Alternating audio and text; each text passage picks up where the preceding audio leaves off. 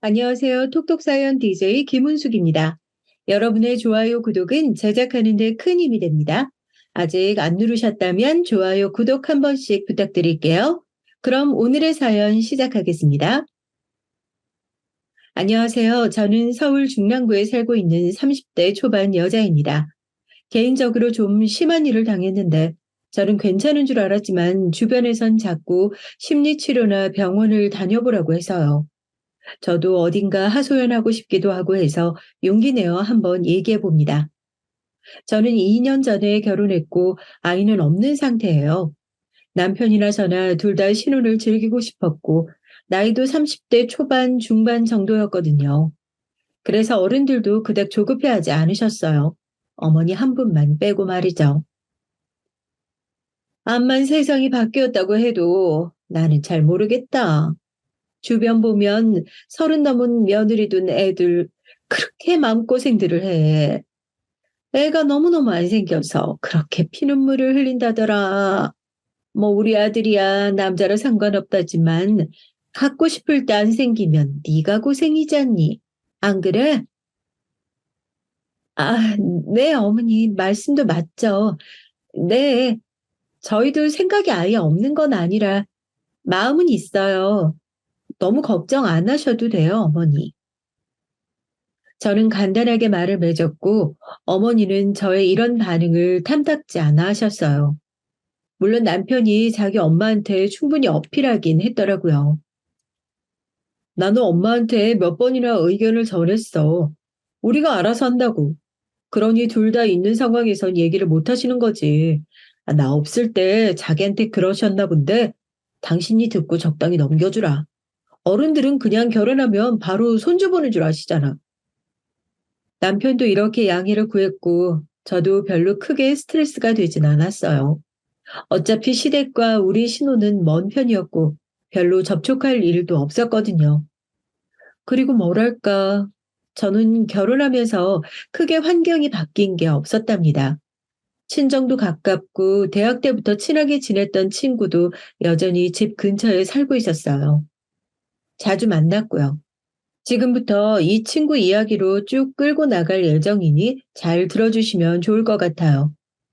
이 친구는 대학 때 만났고 이름은 지영이에요.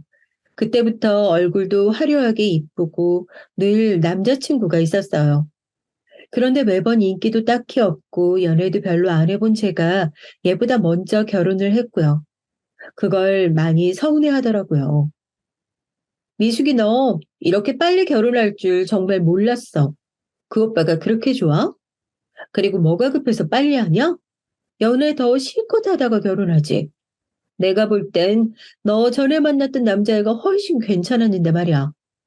지금 오빠는 너무 늙어 보여. 지영이는 이렇게 딴지를 걸 정도로 꽤 서운해했던 모양이에요. 나 어차피 결혼해서 얼마간은 애기 안 갖고 똑같이 생활할 거야. 우리도 계속해서 만나면 되지. 네 남자친구랑 넷이서 자주 보자. 우리 남편도 네가 나랑 제일 친한 친구인 거 아니까 잘해주고 싶어 해. 다 같이 보재. 이 말처럼 결혼 뒤에 얼마 안 돼서 우리 신혼집에서 다 같이 모였는데요. 지영이는 저희 집을 곳곳을 둘러보면서 무척 부러워하더라고요. 우와, 너네 집 되게 예쁘다. 나도 이런 집에서 살고 싶다, 자기야. 미수가, 여기 위층이나 아래층이나 이사가면 말해주라. 나도 남친이랑 결혼해서 여기 살고 싶어. 어, 오빠 진짜 능력 좋으시다. 오빠 진짜 너무 멋있으세요. 이런 집을 선물하시다니. 미숙이 너 진짜 복도 많다. 지영이는 이렇게 내내 감탄하면서 자기 남친 옆구리를 푹 찌르기도 하고 제 남편에게 멋지다며 박수를 쳐대기도 했답니다. 사실 이 집은 남편이 홀로 다 준비해서 들어온 건 아니고 저희 친정에서도 40%는 보태주셨거든요. 그런데 이 부분을 지영이가 어찌 생각할지 몰라서 굳이 얘기하진 않았어요. 예전부터 약간 승부욕이 있는 애였거든요. 나는 돈이나 뭐나 자랑하는 사람들 너무 싫더라. 그런 거 다 지들이 그 부분에 부족한 게 있고 열등감이 있으니까 그런 거야. 멀쩡한 사람들이 자랑하고 그럴 게 뭐 있어? 그리고 아까 걔 말이야. 지 가방이랑 지네 집 돈 얼마나 많은지, 결혼식은 어디서 하는지 그런 말 하는 거 진짜 꼴보기 싫었어. 아, 누가 물어봤어? 이처럼 특정 주제나 돈 관련해서 이런 말들 나오면 되게 싫어하는 분위기였어요. 제가 알기로 얘네 집도 엄마가 건물 갖고 계시는 걸로 아는데 아무튼 본인보다 잘나 보이는 사람들을 좋아하지 않았어요. 그런 건 친구로서 하나의 특징으로만 알고 넘겼는데요. 이 무렵대가 저와 지영이 사이가 가장 좋았던, 가장 보기 좋은 시대에 막이 내리는 때였다는 걸 전 몰랐어요. 왜냐하면 얘랑 저는 거의 10년 가까운 친구였고 우리 엄마도 얘를 무척 예뻐하셨거든요. 근데 뭐랄까, 엄마들에겐 어떤 예감이라도 있는 걸까요? 우리 엄마는 원래 그런 말 절대 하는 사람이 아닌데 돌연 이런 말을 하시더라고요. 미수가, 너 이제 결혼할 거 하니까 초반엔 집들이네 뭐냐 할지 몰라도 부부 사는 집에 사람 그렇게 자주 불러들이는 거 아니야. 그리고 누구냐, 그 지영이, 걔도 결혼한 친구 집에 뭘 그렇게 자주 와. 작자 보라고 해. 그냥 놀러 오는 건데 뭐. 나 시집 가서 서운하다잖아. 집도 가깝고 전에는 자주 놀러 왔으니까 그렇지. 엄마 지영이 좋아했으면서 왜 그래? 아니, 그게 암튼 뭐 그러는 거 아니야. 어쨌건 애인들끼리 있을 때 만나는 것도 아니고 남편이 있는데 알아서 자중들 해야지. 걔는 걔네 엄마가 그런 것도 안 가르쳤다니? 엄마는 묘하게 마음에 안 든다는 식으로 말을 하더라고요. 아무튼 저는 크게 신경은 안 썼습니다. 지영이는 저희 집에 일주일에 한 번 정도는 왔었는데요. 저희 어머니랑 마주친 날이 있었어요. 근데 이땐 저도 약간 좀 고개를 갸우뚱하게 되더라고요. 우리가 아무리 친구지만 이런 건 아니지 싶었는데 제가 예민한 걸까요? 어머머, 미숙이 어머님이시구나. 그럼 창호 오빠 어머님이신 거죠? 와, 진짜 창호 오빠랑 어머님이랑 너무너무 닮으셨다. 오빠가 어머니 닮아서 그렇게 잘생겼던 거네요. 이렇게 뵈니까 너무너무 반가워요. 저는 평소에 어머니에게 꽤 무뚝뚝하고 일상적인 대화를 잘 안 하는 편인데, 지영이는 저희 어머니께 착 달라붙어서 조잘조잘 수다를 떠는 거예요. 친구 시어머니인데, 저랑 우리 어머니 사이가 그렇게 좋은 것도 아닌데, 약간 이상하게 느껴지더라고요. 저도 어머니라고 불러도 되죠? 미숙이랑 창호 오빠 둘 다 아는 사이고, 오빠 어머님이시니까요. 여기 같이 앉으세요. 미숙아, 내가 커피 내릴까? 우리 아까 먹던 빵 그거 다시 잘 나오자. 이거 그릇 꺼내면 되지? 이러면서 되게 싹싹하게 구는데 평소 저희 어머니한테도 그렇게 하긴 했지만 이때 대상은 우리 시어머니잖아요. 보통은 그냥 인사하고 슬쩍 거리를 두지 않나요? 저희 어머니는 또 본인 며느리 같지 않고 입안에 혀마냥 살갑게 구는 지영이를 보고 그게 마냥 기분 좋으셨나 봐요. 같이 앉아서 얘기를 하시는데 아예 대놓고 이렇게 말씀하시더라고요. 아이고, 맨날 딱딱한 우리 며느리 옆에 이렇게 재간둥이 친구가 있었네. 아가씨는 얼굴도 그렇게 이쁘게 생겨서 어쩜 그렇게 상냥하고 착해? 내가 얘네 집 와서 여기 앉아서 대접받아 보긴 처음이네. 아들네 와서 맨날 문 앞에 반찬만 놓고 갔는데 말이야. 이거 참 의도치 않게 저라는 사람을 가운데 두고 뭔가 지영이랑 비교되어지고 있는 거 봐요. 지영이는 곧장 저를 감싸긴 했지만 이 흐름은 참 기분이 안 좋더라고요. 에이, 어머니, 그렇게 말씀하지 마세요. 우리 미숙이도 마음이 얼마나 따뜻했는데요. 저한테 맨날 결혼 잘했다고 저보고 빨리 결혼하라고 그랬어요. 너무너무 행복하다고. 앞으로 자주 오시면 되죠. 이거 빵, 이 부분 맛있어요. 드셔보세요, 어머니. 이런 식으로 앉아있다 보니 어느새 저는 쓱 일어나서 집의 다른 부분들을 정리하게 되었고, 지영이는 저희 어머니랑 앉아서 우리 남편 얘기를 하고 있는데 참 너무 이상한 그림인 거예요. 본의 아니게 이때 제 안에서 묘한 감정이 들더라고요. 아무튼 어머니는 그렇게 1시간가량 앉아있다 집에 가셨는데 그날은 저도 바빠서 곧 나가느라 그럭저럭 잊어버렸어요. 헌데 며칠 뒤에 황당한 전화를 받은 거예요. 어머니로부터. 그래, 집이니? 네 친구 말이야. 우리 집에다가 과일을 보냈더라고. 저번에 나한테 뭐, 어머니, 어머니 어쩌고 하면서 친하게 지내고 싶다고 뭐 보낸다더니, 진짜 보냈지 뭐야? 아, 이거 고맙기는 한데, 나도 어떻게 답례를 해야 하나? 전화했는데 바쁜지 안 받네. 네가 대신 고맙다고 인사 좀 전해라. 전 이 내용을 듣고 순간 너무 놀랐고, 곧장 전화해서 물어봤어요. 그랬더니 얘는 너무 발랄하고 밝게 반응하는 거예요. 맞아. 그날 내가 어머니 현관까지 모셔다 드리면서 번호도 교환했지. 에이, 왜? 창호 오빠도 내가 알고 너희 시어머니시니까. 우리 할머니네 농장 사과 보내드리려고 연락처 받은 거야. 내가 말 안 했던가? 아마 바빠서 잊어버렸나 보다. 그런데 저는 이 반응이 왠지 마음에 안 들어서 약간은 가시가 돋은 상태로 말을 하게 됐어요. 저기 지영아, 암만 그래도 이건 내 개인적인 관계인데 네 마음은 알겠지만 나는 시댁 관계 같은 섬세한 부분까지 친구랑 공유하고 싶지 않아. 나랑 어머니 관계도 있고 다 각각 입장이 있는 건데 게다가 나한테 말도 안 해줬잖아? 나 되게 놀랐어. 어머니한테 듣고. 그러자 지영이는 세상 또 별일 아니라는 듯 너무나 천진난만하고 밝게 바로 사과를 하는 거예요. 제가 어떻게 반응하는 게 좋았을까요? 어머어머머, 난 진짜 너 곤란하게 할 뜻이 아니었는데. 내가 너무 오지랖이 넓었나 봐. 그냥 너랑 창호 오빠 다 내가 좋아하는 사람들이니까 그런 건데.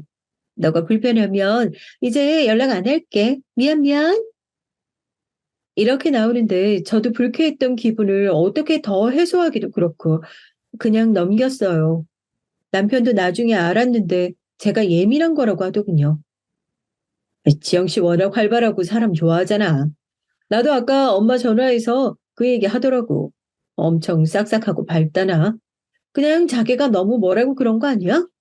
말 맞다나 자기랑 나 생각해서 그랬다잖아. 친구가 좋은 마음으로 한 건데 괜히 어색해지게 그러지 마. 우리도 뭐 받은 셈이니까 답례나 하자. 이 말을 듣고 저도 제가 괜히 쫌생이처럼 군 건가 싶어서 좀 불편해지더라고요. 여지껏 지내오면서 제가 싫은 소리를 그렇게 대놓고 한 적은 없었으니까요. 그렇게 해서 우리 남편과 셋이서 밖에서 저녁을 먹게 되었는데 전 이날 불러놓고 조금 후회하게 됐어요. 잠시 미안한 마음을 가졌던 게 무색할 정도로 이날 저를 불편하게 만들었거든요. 오빠. 저 그래서 요즘 남친이랑 사이 별로 안 좋아요. 그날 오빠네 왔을 때도 표정 뚱한 거 있죠? 자기가 이런 집 해놓을 능력이 안 된다면서 그렇게 마음에 들면 창호 오빠한테 시집 가라고 화를 내는 거예요. 그래서 제가 그랬죠. 창호 오빠는 이미 미숙이랑 결혼했는데 어떻게 하냐고. 이 장난이 기분 나빴는지 전 완전 삐졌어요. 그러자 남편은 순간 당황하는 듯 하더니 얼굴이 빨개지는 거 있죠. 저는 얘가 너무 무례하다고 생각했는데 왜 남편 반응은 저런 거냐고요. 아유, 이거 안 되겠네. 나는 몸이 하나인데 외동이나 닮은 동생 하나 소개시켜 줄 수도 없고 말이야. 그런데 그 친구도 참, 지영 씨 정도면 남자들이 줄을 서고 앞대 투어 집회 오고 뭐 해줄 텐데. 그렇게 속 좁게 굴면 어떡하나? 여자친구가 홧김에 헤어지자고 하면 어쩌게? 어느새 둘이 서로 이러쿵저러쿵 장단맞게 얘기하고 있었고, 여기서 진짜 속 좁은 사람은 내가 아닌가 싶을 정도로 분위기가 좀 별나게 됐어요. 어머, 또 미숙이 놔두고 나만 오빠랑 얘기했네? 오빠랑 저랑 진짜 성격이 잘 맞는 것 같아요. 벌써 시간이 이렇게 돼버렸잖아? 어, 이제 그만 가야겠어요. 미숙아, 미안, 미안. 우리 얼른 일어나자. 나 내일 출근해야 돼. 이렇게 생글생글 웃는 지영이는 제 눈에 이제 더 이상 유쾌하고 밝게만 느껴지지 않았어요. 돌아오는 차 안에서 저는 왠지 모르게 끌어오르는 이상한 감정이 있었고 기분이 계속 나쁘더라고요. 더 속상했던 건 남편은 지영이를 내려주고 난 뒤 저의 이런 기분 상태를 전혀 알지 못하는 거예요. 어우, 밥 진짜 배부르게 잘 먹었다. 그 식당에서 3시간씩 있어 본 건 처음이야. 집에 가면 바로 씻고 TV 좀 보다 자야겠어. 자기는 안 피곤해? 가서 자기 먼저 씻어. 나는 회사 아직 메일도 보내고 마무리 좀 지어야겠어. 이처럼 제 기분은 전혀 캐치하지 않고 관심 없는 듯 느껴지더라고요. 저는 속내를 밖에 드러내기까지 시간이 많이 걸리는 편이라 남편에겐 어떤 속상함도 티내지 못했어요. 찝찝한 마음으로 잠들었다가 다음날 엄마에게 이런 마음을 토로했는데요. 엄마는 한창 말없이 응응 하면서 제 얘기만 듣다가 이렇게 말씀하시더군요. 보니까 이제 좀 네가 말이 통하네. 엄마가 미리 멀리 보고 이런저런 얘기해주기 좀 그래서 그냥 옆에서 지켜보느라 얼마나 속이 터졌는지 몰라. 너 지영이 기집애랑 이제 거리 좀 둬. 바쁘다고 하고 자주 만나지 마. 고기 집에 그런 타입이 꼭 사이에 남자 끼면 그런 식으로 머리 위에서 놀려고 한다니까? 그게 뭐야? 나도 기분 많이 나쁘고 별로긴 한데 엄마 말이 잘 이해가 안 가. 그렇게까지 나쁘게 봐야 돼? 얘는 너는 네 엄마가 옛날 얘기하면서 무슨 원시 시대 얘기인 줄 알지? 인간을 어딜 가나 많은 군상들이 있는 거야. 엄마가 네 아빠랑 살고 어쩌고 할 때는 그런 애들 없었는 줄 알아? 꼭 저렇게 친구가 괜찮은 남자 만나거나 결혼한 것 같으면 그 상대를 탐나는 것들이 있다니까? 지영이 그것도 그런 기미가 보이더라니. 아주 딱이다, 이해. 지영이가 그런 것 같다고? 근데 걔 예전에는 걔가 훨씬 남자친구도 많이 사귀었고 나는 걔보다 반해서 반도 못 만나보고 결혼한 건데 왜 그러는지 난 이해가 안 돼. 자꾸 우리 남편한테 오빠 오빠 거리는 것도 이제 거슬려 엄마. 그러자 엄마는 한숨을 푹푹 쉬시더니 되게 극단적으로 말씀하시는 거예요. 너 이 말 들으면 또 엄마한테 뭐라 할 것 같은데 어쩔 수 없어. 나는 너 생각해서 하는 말인 거니까 너 지영이랑 연락 끊어. 아예 보지 마. 김서방한테도 고 가신의 얘기 꺼내지도 말고 물어도 모른다고 해. 그냥 투명인간처럼 네 둘 사이에서 그냥 아예 싹 지워버려. 네? 아, 뭐 그렇게까지 하라고. 왜 그래야 되는데. 아, 남편도 뻔히 연락처 알고 다니는데 그게 우리 어머니 연락처까지 알아. 아휴, 별 진짜. 그러니까 더 연락 끊으라는 거야. 기집애가 아주 선을 모르는 척 넘나드네, 여시같이. 그거 내가 쫓아가서 한마디 해야 하나? 하여간 넌 내가 지금 말해줘도 못 알아먹을 테니까 그냥 연 끊어. 바쁘다고 해. 당시 엄마의 말이 너무 극단적이고 갑작스러워서 저는 어제까지만 해도 밥 잘만 먹고 놀던 친구를 끊을 수 없었어요. 헌데 그쯤 제가 얘와의 관계를 어째야 하나 고민하고 있을 때 말이에요. 마침 지영이도 뭔가 바빠졌다고 얘기를 하더니 한동안 못 봤어요. 그렇게 일주일에 한 번씩 드나들던 애였는데 직장 문제로 바쁘다더니 거의 두세 달 못 봤거든요. 그런데 갑자기 연락이 와서 이런 말을 하는데 듣고 무척 놀랐어요. 미수가, 나 너무 힘들어. 남친이 너무 좋은데 자꾸 싸우고 우리 이러다가 헤어지면 어떡하지? 너가 좀 도와주면 안 될까? 만나자고 해도 계속 피하고. 아우, 좀 그래. 창호 오빠도 내 남친 몇 번 봐서 아니까 같은 남자로서 좀 보고 도와주시면 안 돼? 어? 그게 무슨 말이야? 네 남친 무슨 일 있어? 왜 싸우고 왜 헤어져? 그런데 이때 지영이가 엄청 심각한 얘기를 하는데 저도 순간 긴장했어요. 듣자마자 아무래도 도와줘야겠다는 생각이 들었으니까요. 그게 이 사람 여자가 있는 느낌이 들어. 얼마 전까지만 해도 결혼하고 싶다던 사람이 자꾸 만나는 횟수도 줄이고 전화도 잘 안 받고 말이야. 그러면서 친구들은 잘만 만나고 다니더라고. 나랑 헤어지고 싶은 것 같아. 갑자기 이럴 리가 없잖아. 응? 너랑 오빠가 우리랑 같이 좀 만나서 이 사람 좀 떠봐주면 안 될까? 하도 간절하게 부탁을 하고 있었고, 이 말투나 내용들을 보니 그간 저의 생각들이 참 한심하게 느껴지는 거예요. 지영이는 이렇게 제 남자친구에게 진심으로 푹 빠져 있고 하나하나 살피고 열을 올리고 있는데 말이에요. 괜히 우리 남편이나 시어머니께 싹싹하다고 제가 참 쓸데없는 의심을 했던 걸 깨달았어요. 그래서 우리 부부와 지영이와 지영이 남친까지 넷이서 만났는데요. 특별한 소득 없이 지나갔어요. 평소처럼 그냥 같이 식사하고 별거 아닌 대화들을 하다 보니까 그냥 시간이 흘러갔어요. 단지 그 둘을 보내고 난 뒤에 남편의 반응이 좀 그렇더라고요. 당신 그 정호라는 친구한테 되게 친절하게 하더라. 굳이 그럴 필요가 있어? 남자들은 그렇게 잘해주면 착각해. 결혼을 한 여자인 건 아닌 거 같네. 아니, 이게 무슨 소린지 모르겠네. 오늘 보통 상황이 아니었잖아. 지영이 걱정하는 것 때문에 다 같이 만난 거고. 나도 그것 좀 살피려고 정호 씨한테 커피나 이런 걸 챙겨준 것 뿐이야. 여하튼 나는 그 정호라는 친구 별로야. 지영 씨도 왜 그런 놈을 만나는 건지 뭔. 허우대만 멀쩡하니 영 실속 없어 보여.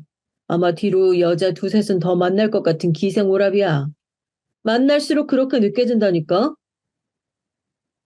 이런 대화를 나누고 나니 전 영 찝찝하고 불쾌한 마음이 들었어요. 저를 생각해서 질투를 하는 건지 아니면 그냥 지영이 남친 같은 남자로서 싫은 건지 구분이 안 가더라고요. 아무튼 다음날 지영이한테 전화가 왔고 저는 대강 느낀 바들을 말했어요. 남편이 했던 얘기도 살짝은 수위를 낮춰서 말했는데요. 이때 지영이 반응이 왠지 전 좀 거슬리더라고요. 우리 남편 말로는 이 사람이 그런 얘기를 듣고 너무 예민하게 받는지 몰라도 정우 씨가 썩 마음에 안 드나 봐.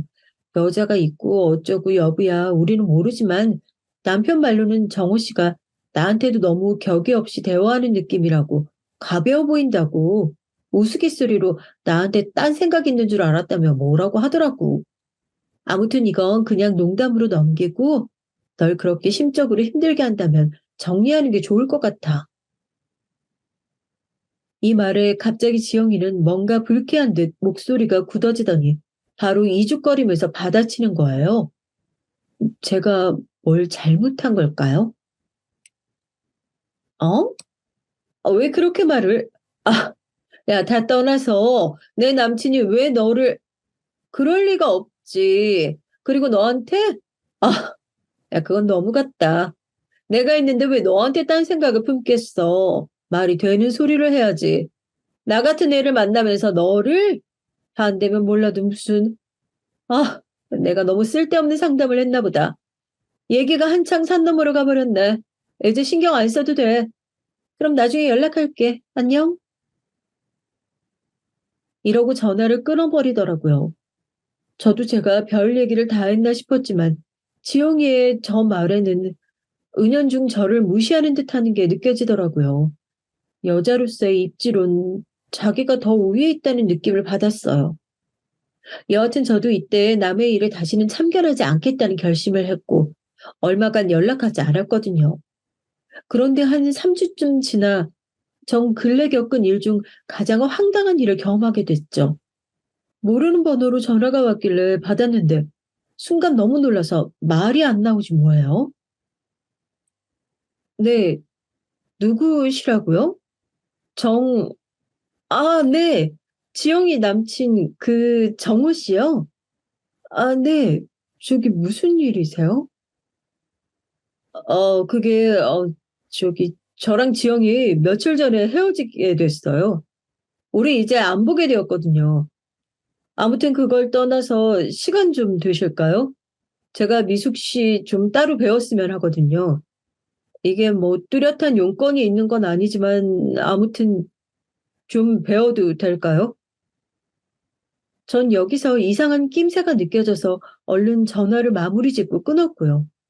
너무 당황스럽고 상담할 곳 없어 친정엄마한테 연락을 했어요.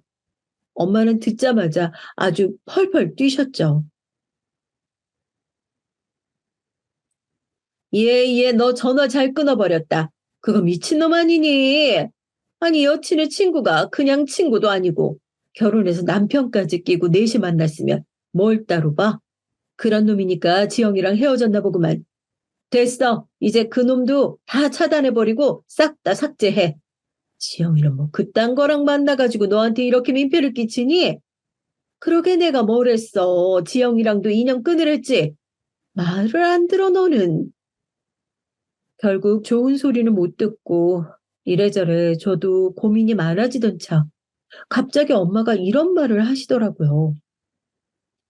사실 나도 오늘 너한테 전화하려고 했어. 엄마 손목 별로 안 좋은 거 알지? 이번에 계단 내려가다가 그놈의 손목으로 잘못 짚었다가 미끄러져서 굴렀지 뭐니. 그렇게 심각한 건 아닌데 저기 혹시 다른 데도 큰일인 거 아닌가 해서 병원 가봐야 되거든. 너 시간 되면 같이 좀 가줄래? 순간 저는 제 얘기만 하느라 엄마 근황을 이렇게 들은 게 너무 미안하더라고요. 서둘러 남편에게도 전화해서 얘기했고 기왕 이렇게 된 거 이틀 정도 엄마한테 가 있기로 했어요. 아, 장모님이 아프시구나. 그래, 간 김에 말 맞다 나 이틀 정도 자면서 좋은 시간 보내고 와. 내가 뭐 도울 거 있으면 연락하고. 수요일쯤 내가 연락할게. 데리러 가면 되지 뭐. 이렇게 의외로 남편은 신혼인데 제가 친정서 자고 온다는 걸 너그럽게 봐주더라고요. 사실 저랑 남편도 지영이 남친과 넷이서 만나고 괜한 설전을 벌인 후 왠지 모르게 좀 대화가 적어진 편이었어요. 일단 친정 다녀와서 남편과 시간을 좀 보내야겠다는 생각을 했는데요. 그러고 엄마네 가서 같이 시간 보내는데 역시나 우리 부부 사이를 물어보시더군요. 니네도 얼른 애기 가지고 해야지. 그리고 남편이랑 대면대면한 상태였으면 여기로 오면 안 됐어. 어떻게든 부부 사이가 좋게 해결보고 왔어야지. 김서방은 내가 볼 때 참 무뚝뚝해 보여. 그런데 너도 똑같이 그러니 뭐 문제가 생겨도 소가리만 할 것들 같단 말이지. 좌우지간 너 오래 있을 것 없어. 내일 그냥 집에 가. 나 괜찮으니까. 엄마는 한사코 등 떠밀어 가면서 저를 빨리 가라고 보냈고 이런 쓸데없는 야단이 기가 막혀서 저는 집에 왔는데요. 어, 이날 비밀번호를 누르고 집에 들어가던 그 순간은 저는 뭐라고 말로 설명하면 좋을지 모르겠어요.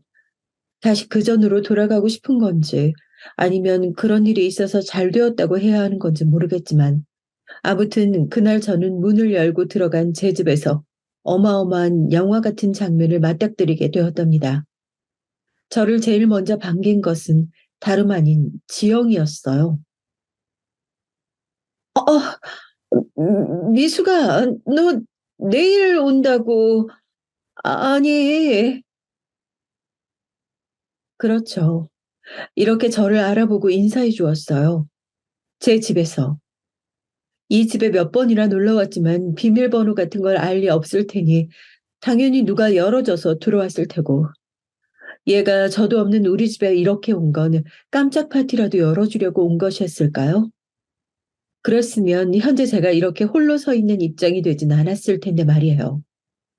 그리고 지영이는 뭔가 이벤트 해주러 왔다거나 단순히 집에 방문한 손님 같아 보이지 않고 이제 막 씻고 뽀얀 얼굴로 제 샤워 가운을 입고 서 있었어요.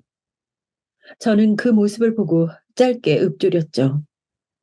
어, 안방 화장실에서 씻고 나왔네? 내 옷을 입고 화장대에 걸쳐둔 건데 주워서 입었나 봐. 그거 빨아야 되는데 그냥 두고 나간 건데 딴 거 입을래? 그러자 지영이는 뭔가 잘못한 게 있는 사람처럼 바들바들 떨면서 마치 귀신을 본 양 말을 몇 번이나 더듬는 거예요. 씻고 나와서 추웠던 건지 입술을 막 떨고 있었어요. 어, 미수가 그게 아니라, 그게 아니, 잠깐만. 그런 와중에 안방 화장실에서 곧장 수건을 머리에 뒤집어 쓰고 나온 것은 바로 제 남편이었답니다. 역시 이 집에서 그러고 같이 나올 사람이 제 남편밖에 누가 더 있겠어요. 남편 역시 얼굴이 하얗게 질려서는 똑같은 말을 하더군요. 어, 당신 내일 아니 당신 있잖아 그게 잠깐만 나 옷 좀 제대로 입고 저는 곧장 옷방 쪽으로 발걸음을 옮겼고 신혼여행 때 썼던 캐리어 큰 것을 2개 꺼냈어요. 그러고 그걸 활짝 열어 그 안에 지금 계절에 맞는 옷들부터 차근차근 집어넣었답니다. 그런 와중에 지영이는 저를 쫓아와 주절주절 뭐라고 말을 하는데 하도 웅얼거려서 잘 들리지 않는 거예요. 좀 시끄럽게 느껴져서 저는 슬쩍 제지했어요. 아, 뭐라고 하는지 하나도 모르겠다. 잠깐만, 나 짐 좀 정리하고. 아, 커피 마실래? 그러고 곧장 부엌으로 건너가 제가 즐겨 마시는 커피 머신 버튼을 눌러놨어요. 이때 요란스럽게 울리는 커피 분쇄하는 소리에 지영이와 남편은 거실에서 더 움직이지도 못하고 각각 무슨 멍청한 장승 마냥 우뚝 서서 안절부절하고 있더라고요. 커피 마실 거야? 지금 별로 안 들어있는 것 같은데 원두가. 일단 나 먼저 마실게. 제 말에 남편은 넋이 나간 얼굴로 소파에 크게 주저앉았고 그 광경을 본 지영이는 곧장 제 앞쪽으로 다가오더니 옷을 접더라고요. 미수가 잠깐만 나 말할 시간 좀 주라. 응? 너무 많이 화난 거 알아. 할 말 있을 거 아니야 너도. 얘기 좀 하자. 우리 잠깐만 하던 것 좀 멈춰봐. 뭔 얘기를 해? 니네나 하던 거 멈추지 말고 잘 놀던가. 아, 내가 자리를 피해줘야 하지? 나 이것만 마시고 금방 간다니까? 있어. 편하게 있어. 나 간다. 그러고 저는 커피잔을 들고 살살 식힌 다음 바로 후룩 마시고 싱크대에 쿼당하고 처박았어요. 다시 생글생글 웃으며 옷방으로 넘어가 캐리어 안에 옷들을 넣었고 우걱우걱 다 집어넣은 다음 캐리어를 딱 세워서 자글자글 바퀴 굴러가는 소리가 나도록 바닥에서 끌었답니다. 남편은 아예 머리를 쥐어뜯으며 고개를 무릎에 파묻은 상태였고 저는 그대로 나가 현관에서 신발을 신고 있는데 지영이는 이내 저에게 화를 내며 소리를 지르는 게 아니겠어요? 야, 김미수, 네가 뭐야? 네가 뭔데 지금 그렇게 잘난 척이야? 네가 그렇게 잘났어? 화라도 내. 너 지금 억지로 괜찮은 척, 화 안 내는 척, 생떼 쓰는 거 다 보여. 이제 막 현관문을 열었는데 저는 그 말에 곧장 지영이를 노려보았고 그 상태로 여전히 웃음이 나와 참기 힘들더라고요. 그리고 이윽고 말을 해주었네요. 어, 대단하다 너. 나한테 그런 말 할 정신도 있구나. 하긴 이제부터 얼마나 초조하겠어. 친구였으니까 조언 하나 해줄게. 너 곧장 산부인과 가보는 게 좋을 거야. 요가 강사 한다고 몸이 재산이라던 네가 어떡하냐 이제? 부인과병 걸려서 제대로 뭐 운동하면서 사람 가르치고 할 수 있겠어? 제 말에 지영이 얼굴은 울그락불그락 하다못해 아주 무지개색이 될 지경이더군요. 억지 부리지 마, 너. 지금 이글이글 열받아서 나한테 엿먹이려고 뻥치는 거잖아. 진짜 추하다, 너. 화낼 거면 화내봐. 자존심 상한다고 얘기해보라고. 내가 먼저 얘기해볼까? 창호 오빠가 먼저 연락했고, 나 오빠가 하도 매달려서, 아, 됐어. 나 그동안 대충 눈치는 챘어. 너 예전부터 내 거 쓸만한 거 있음 맨날 달라고 하고 따라하고 가지려고 난리를 쳤잖아. 설마 했는데. 야, 어떻게 결혼식까지 와서 가방 순이하고 다 돕던 년이 친구 남편까지 잡아챌 생각을 하냐? 화를 내라고? 화는 진즉 그간 네가 내 남편이랑 아슬아슬 감정 타기하면서 나 놀리는 거 느끼면서 그때 실컷 지옥이었어. 제 말에 남편은 일어서서 저를 아주 애원하는 눈으로 보며 비굴하게 쭈뼛거렸고 지영이는 자기가 생각했던 반응은 아니었는지 눈이 마구 흔들리더군요. 근데 너 진짜 멍청하다. 적당히 연애하는 기분만 내고 끝내던가 끝까지 가버렸어, 기어코? 그런 거 안 했으면 끝까지 나 놀려먹고 속으로 비웃어가며 여자로서 입지는 내가 너보다 한 수 위라고 우리 남편 감정 잔잔하게 이용해가며 놀 수 있었을 거 아니야? 얼마나 재밌어, 그게. 그치? 그동안 너 재밌어 죽겠었지? 응. 이때부터 지영이는 마구 일그러진 누군가와 싸우기 직전 그 사나운 표정을 짓고 절 쏘아보며 이를 막 갈더군요. 얼씨구, 왜? 어머, 어머. 무서워서 어떡하나, 나? 뭐라도 던질 기세네. 하여간 그렇게 적당히 놀고 말던가. 왜 잠자리하고 끝까지 갔어, 이 멍청아. 어휴. 이제 우리 남편도 아닌 그냥 저 사람 말이야. 몸이 아주 균이 드글드글 하거든.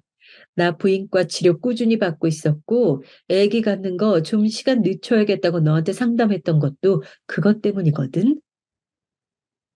이 말에 지영이 동공은 엄청 확장되는 듯 했고, 남편은 제가 본인한테 상담 안 했던 얘기라 그런지 놀라서 뭐라고 반박하려고 들더군요. 입 다물어. 입 열지 마, 당신은. 그간 내가 거부한 건 다 원인이 당신 때문이었던 거야. 그것도 모르고 발작이 나서 와이프 친구한테 그 더러운 균을 또 옮기고 앉았어? 하여간 당신도 당신이고 지영이 넌 어쩔래? 내 뒤통수 치려다가 너는 온몸이 박살났네? 불쌍해서 어째? 내가 써보고 버린 쓰레기를 네가 다시 굳이 주워가서 쓴다는데 뭘 맞겠어? 잘 써. 또 버리면 안 돼? 그러고 저는 캐리어를 질질 끌고 곧장 엘리베이터 버튼을 눌렀고 어안이 벙벙한 멍청이 둘을 두고 사라졌어요. 사실 저도 심장이 두근두근하고 미칠 것 같았는데 어쩌다 그런 대처를 했던 건지 스스로도 놀라울 지경이었네요. 맞아요. 저는 이미 충분히 머릿속에서 지옥을 오래도록 겪어왔고 그 실체를 그날 눈으로 본 것뿐이었어요. 부인과를 다녀 남부를 고민을 안고 있었던 것도 사실이었고요. 그렇게 저는 친정집에 왔고 엄마는 제 등을 마구 때려가며 화를 내셨네요. 이거사 그렇게 내가 아휴 이것들 어딨어 쫓아가서 다 쥐어 뜯어놔야겠어. 지영이 그년 내가 그렇게 지한테 잘해줬는데 기어 이 사단을 내? 이걸 죽여 살려. 아유. 저도 새삼 들으면서 뒤늦게 분노가 밀려와서 속이 울렁울렁 거리더라고요. 뻔뻔스럽게 내 옆에 붙어 사는 우리 집을 그렇게 드나들고 내 남편과 아슬아슬 간보며 감정산을 타는 것 같더니만 그게 그저 단순한 예감이 아니라 진짜였다니요. 몇 번이나 캐치되는 뭔가가 있었지만 생각해보니 안타깝게도 그건 심증이었을 뿐 진짜 실물 증거는 못 되더군요. 엄마도 마침 이때 물으셨고요. 잠깐 말이야. 너 증거 있어? 사진도 찍고 그러고 나온 것도 아니고 몸만 싹 나온 거 아니야. 아휴, 뭐라고 어떻게 해놨어야 하지. 아우 억울해. 아우 억울해 진짜. 이 말에 저는 정신이 번쩍 들었고 머릿속에 떠오르는 사람이 하나 있었어요.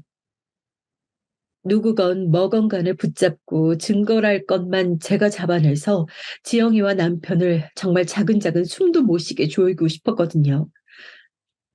시간이 갈수록 저는 온몸에 분이 차올라서 머리에서 연기가 나지 않을까 싶을 정도로 점점 참기 힘든 상황이었어요. 그리하여 지영이 전 남친에게 연락을 한 거예요.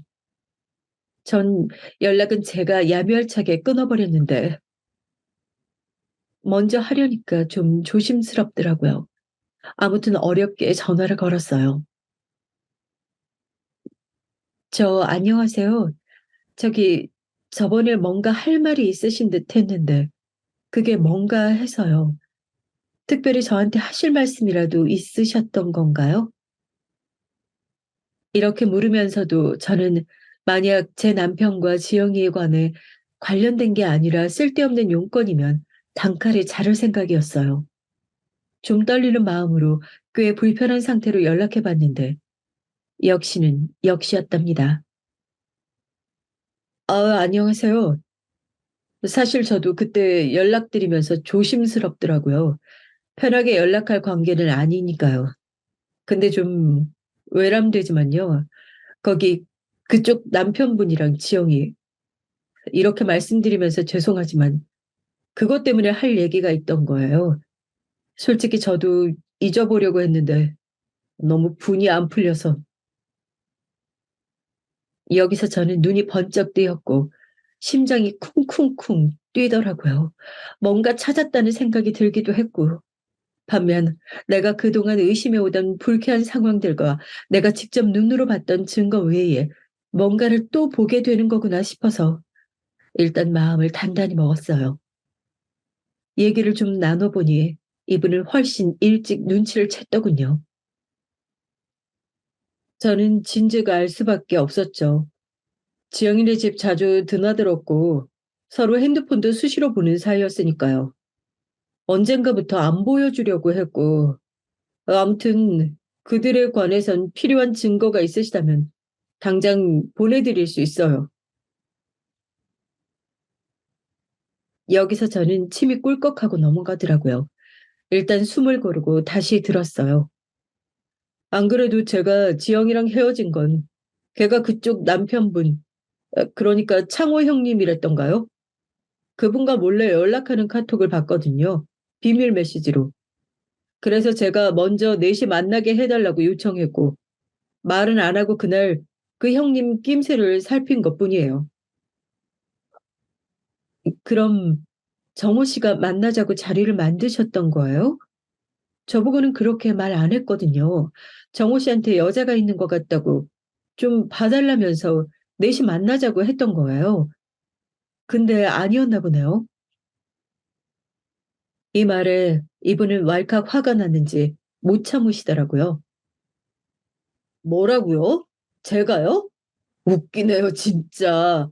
제가 자기를 의심하니까 본인이 먼저 나서서 별 사람이 아니다. 증명해주겠다고 했던 거예요. 그래놓고 뭐요? 저한테 여자가 있어요? 와, 참, 기가 막히네요, 진짜. 결국 지영이는 자기 남친이 의심해서 저렇게 요구하니 어쩔 수 없이 넷이 본 거였던 거예요. 어쩐지 그때 왜 갑자기 그런 자리를 만들었나 했네요. 그것 때문에 저 역시 남편과 지영이 사이에 의심을 살짝 거뒀던 거거든요.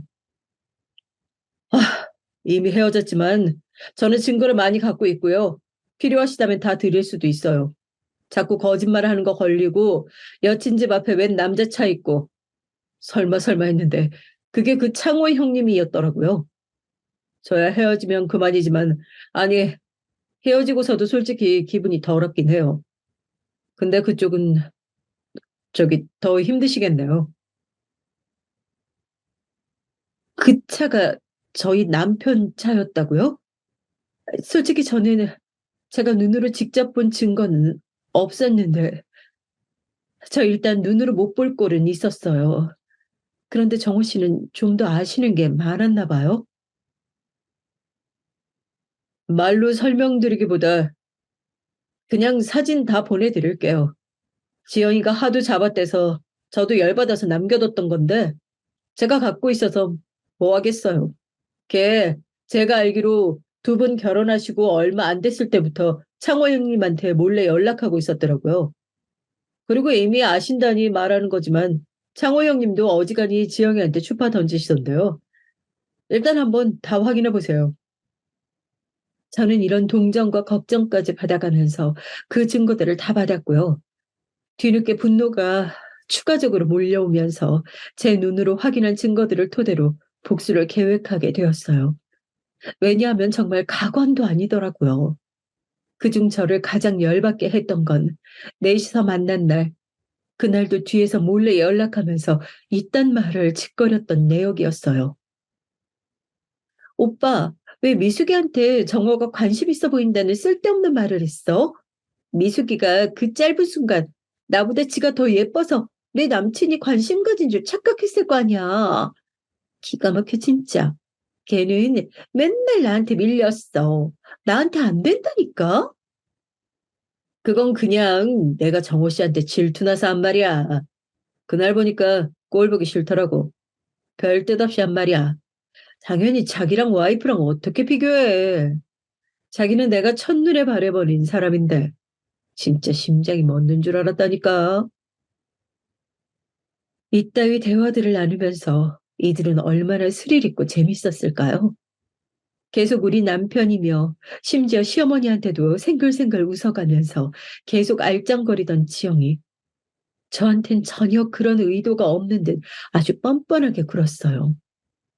저희 엄마는 제발 조용히 끝나라 했지만 저는 그러고 싶지 않았어요. 엄마, 나 평생을 인연한테 당한 기분이야. 이건 친구가 아니라 금수만도 못하고 짐승도 비교하기 불쌍할 정도야. 친구랍시고 보냈던 날들은 내가 지보다 못나 보이니까 편해서 어울렸던 건가 봐. 심지어 남편까지 불러서 관계까지 가죠? 나 좋게 끝내고 싶지 않아.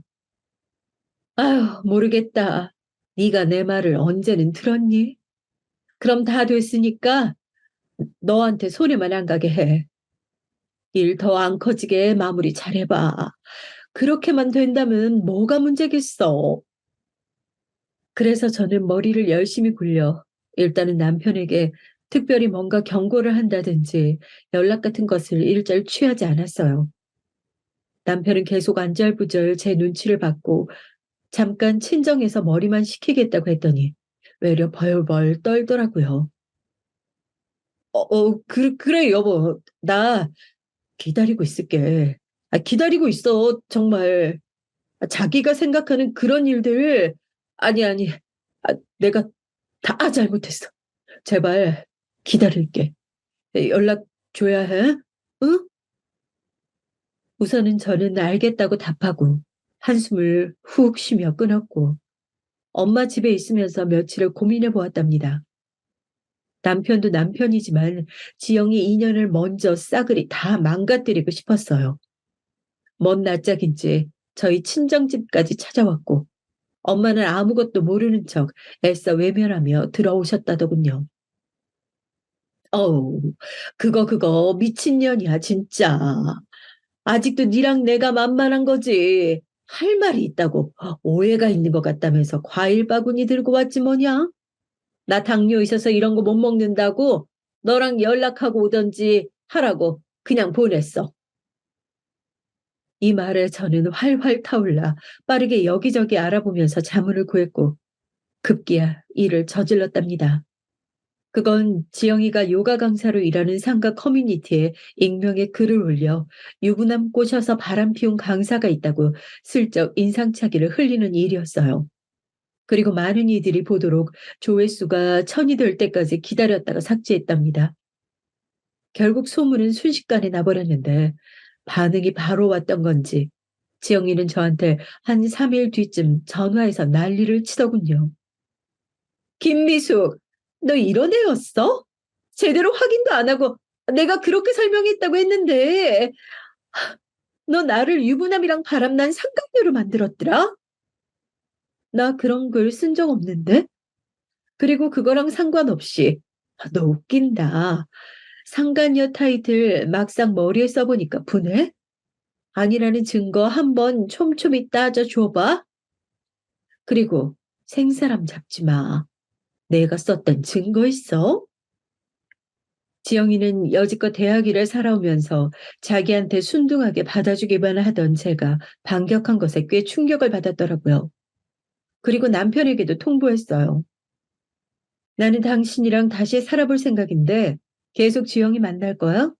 만날 거면 나 이혼당하기 억울해서. 시댁에 다 알리고 당신 회사 팀에도 다 알려서 조문 좀 구하고 싶어. 어떻게 하고 싶어? 이 말에 기겁을 한 남편은 그날 저한테 걸리고 꽤 인간답지 못한 삶을 살았던 건지 허겁지겁 수습하려고 들더군요. 나도 당신이랑 살 거야. 정말 설명한 기회를 줘. 지영 씨, 아니, 그 친구, 정말 다시는 안 봐. 연락도 될 뭣도 없이 다 지워버리고 정리할게. 나한테 기회를 줘, 제발. 여보. 그래서 저는 알겠다 했고, 지영이에게 곧장 전화해서 약 올렸답니다. 진짜 이런 날이 올 줄 몰랐네요, 정말. 어떻게 글 올린 범인은 찾았어?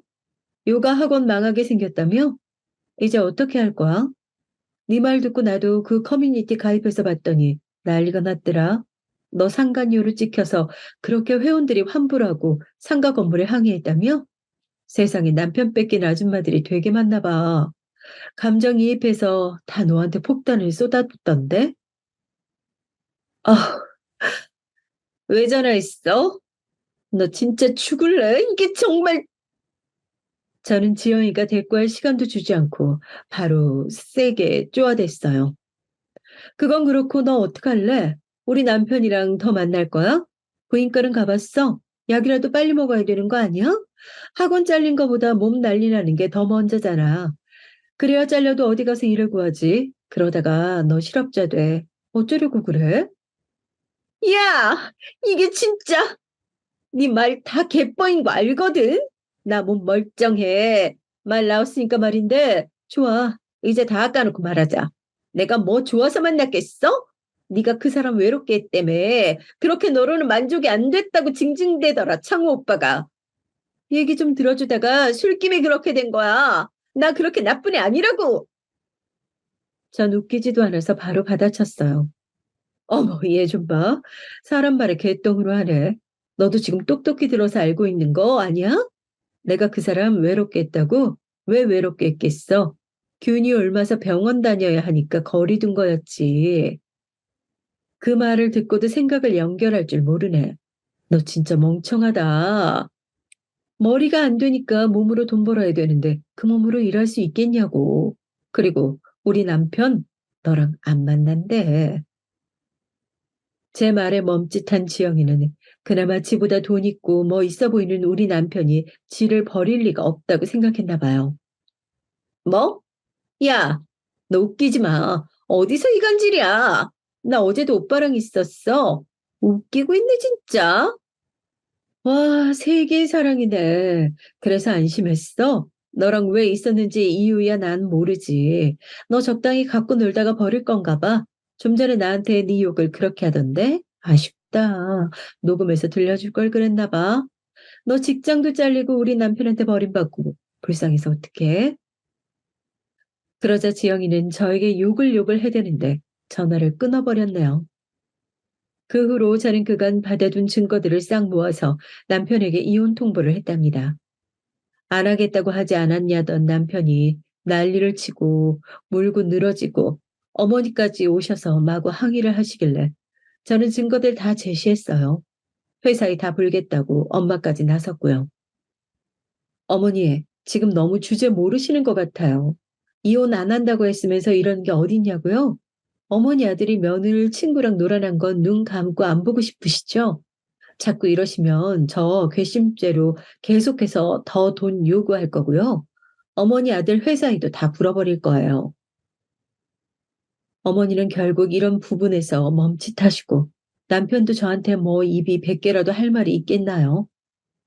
그리고 상간녀 소송까지 걸어 지영이 년이 돈이 없다고 악을 쓰는 걸 걔네 엄마한테까지 알려서 기어이 받아냈어요.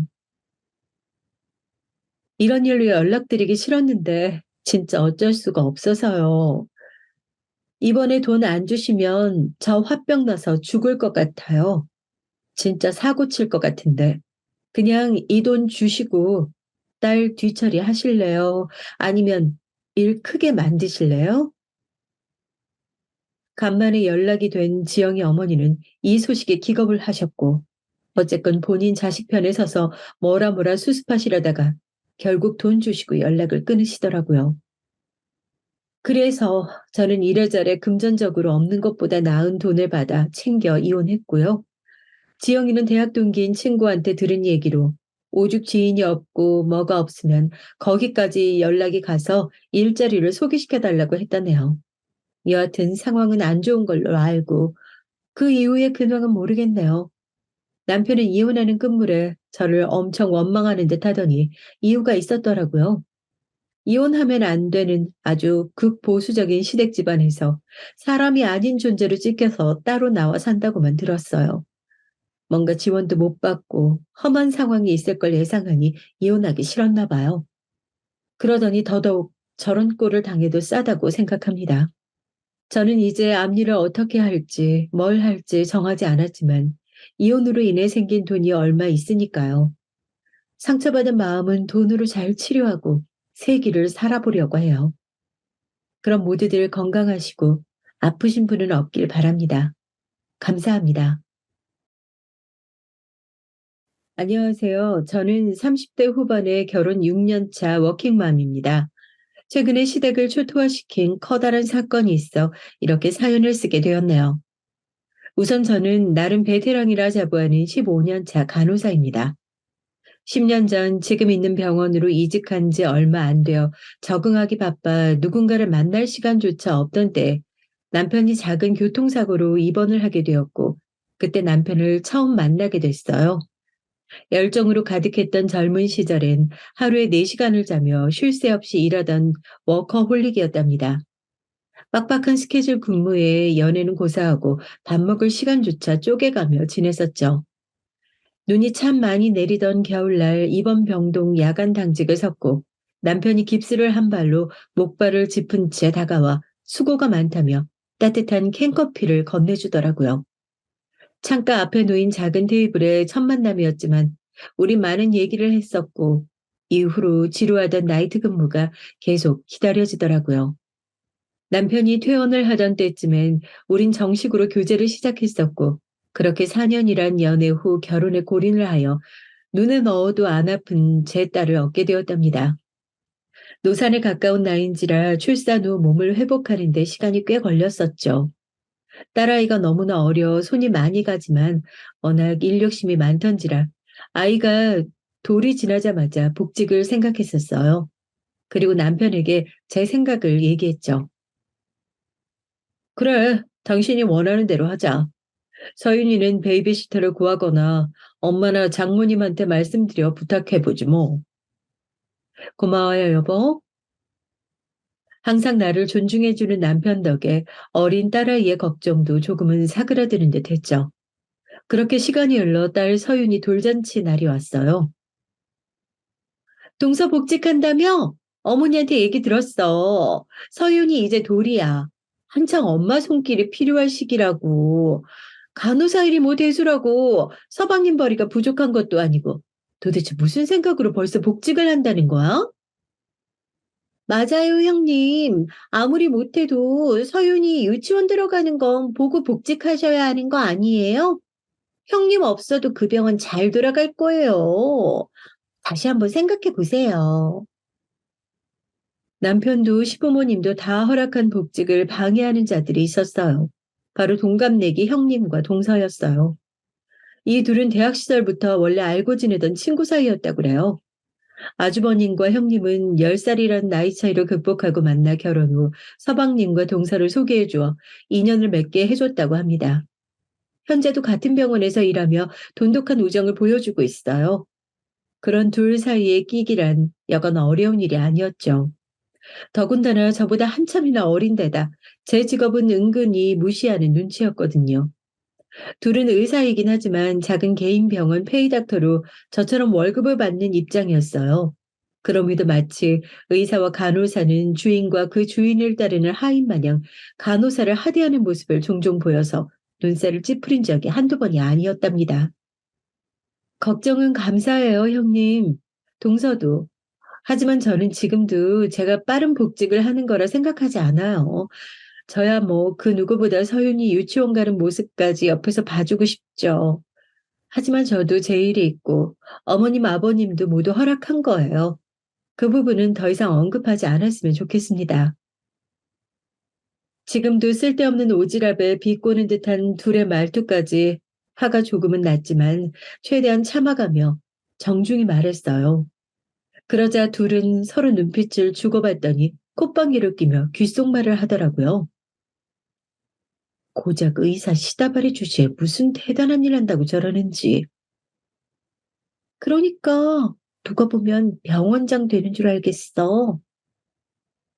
보이는 행동이 귓속말이지 목소리까지 쩌렁쩌렁한 게 거의 다 들으라는 식으로 앞담이었어요. 더 이상 참지 못한 전 한마디 하려고 입을 떼는 순간 시어머니의 등장으로 그조차도 할 수 없게 됐죠. 거기서들 뭐 하는 거니? 무슨 일 있는 거야? 시부모님은 아들만 셋인지라 저나 형님 동서를 마치 친딸처럼 이뻐하셨어요. 두 분은 왕년에 몇 개 사놓은 작은 땅들이 재개발로 이어져 지금은 10개가 넘는 건물을 관리하는 졸부시죠. 대개 보통 사람들은 쉽게 큰 돈을 얻게 되면 조금씩 성격이 변하기도 한다는데 시부모님은 달랐어요. 매년 어려운 사람들을 위해 기부도 꾸준히 하고 계셨죠. 어머니, 저쪽에 어머님이 좋아하시는 양념게장이 있어서 저랑 막내 동서가 좀 챙겨놨어요. 같이 드시러 가요. 맞아요. 큰형님이 보자마자 어머님 드린다고 챙기더라고요. 그리고 여우 같은 형님과 동서는 그런 시부모님에게 저와 너무나도 다른 이중적인 면모를 보여주었죠. 한 번은 서윤이가 태어나기 전 만삭의 몸으로 명절을 보낼 때였어요. 하필 형님은 그 명절에 오른손에 붕대를 감고 나타났고 동서는 고열로 인해 몸져 누웠다며 오지도 않았죠. 결국 낑낑대며 혼자 전을 부쳤고 옆에서 가만히 앉아 TV나 보던 형님은 어슬렁어슬렁 부엌으로 와 부쳐진 전을 간본다며 맛보더니 어우 동서 동태전 너무 비리고 동그랑땡은 너무 싱겁다. 깻잎전은 좀 짠 것 같은데 아우 꼬치전은 또 왜 이렇게 야채들이 제각각이야. 단무지는 길고 버섯은 짧고 먹기 불편한데 요리 솜씨도 이런데 간호일은 잘하는 거 맞아? 하며 얄밉게 굴었었죠. 다행히 과일을 사갖고 온다며 장을 보고 뒤늦게 나타나신 어머님이 음식 준비를 도와주었고 어머님 눈치를 보던 형님도 한 손으로 조금씩 음식을 나르며 도와주는 척 하였고요. 그때를 생각하면 말 한마디 제대로 되받아치지 못했던 제가 너무 후회스러워 우라통이 치밀어 올라요. 그로부터 며칠이 지나 시아버님의 생신을 앞두고 있었어요. 나가서 외식을 해야 할지 아니면 집에서 간단하게 식사하는 게 나을지 생각하던 찰나 형님에게서 전화가 왔어요. 동서, 이번 아버님 생신 말인데 그냥 집에서 간단하게 할까 하는데 어때? 네, 좋아요. 그럼 식사 준비는 어떻게 할까요? 나랑 막내 동서가 가서 준비할게. 동서는 육아 일까지 한다고 바쁠 거 아니야. 아, 정말 그래도 괜찮으시겠어요? 제가 뭐라도 도울게요. 아니야, 괜찮아. 나나 막내 동서는 볼볼 아이가 있는 것도 아니고 병원에 얘기해서 1시간 일찍 퇴근하고 가서 준비하면 돼. 감사해요, 형님. 웬일로 저를 신경 써주는 게 이상하다는 느낌이 들긴 했지만 둘에게는 없는 아이가 저희 집에만 있으니 진심으로 배려를 해주는 거구나 했어요. 그게 큰 오산이라는 걸 늦지 않게 알 수 있었죠. 그렇게 아버님 생신날이 다가왔어요.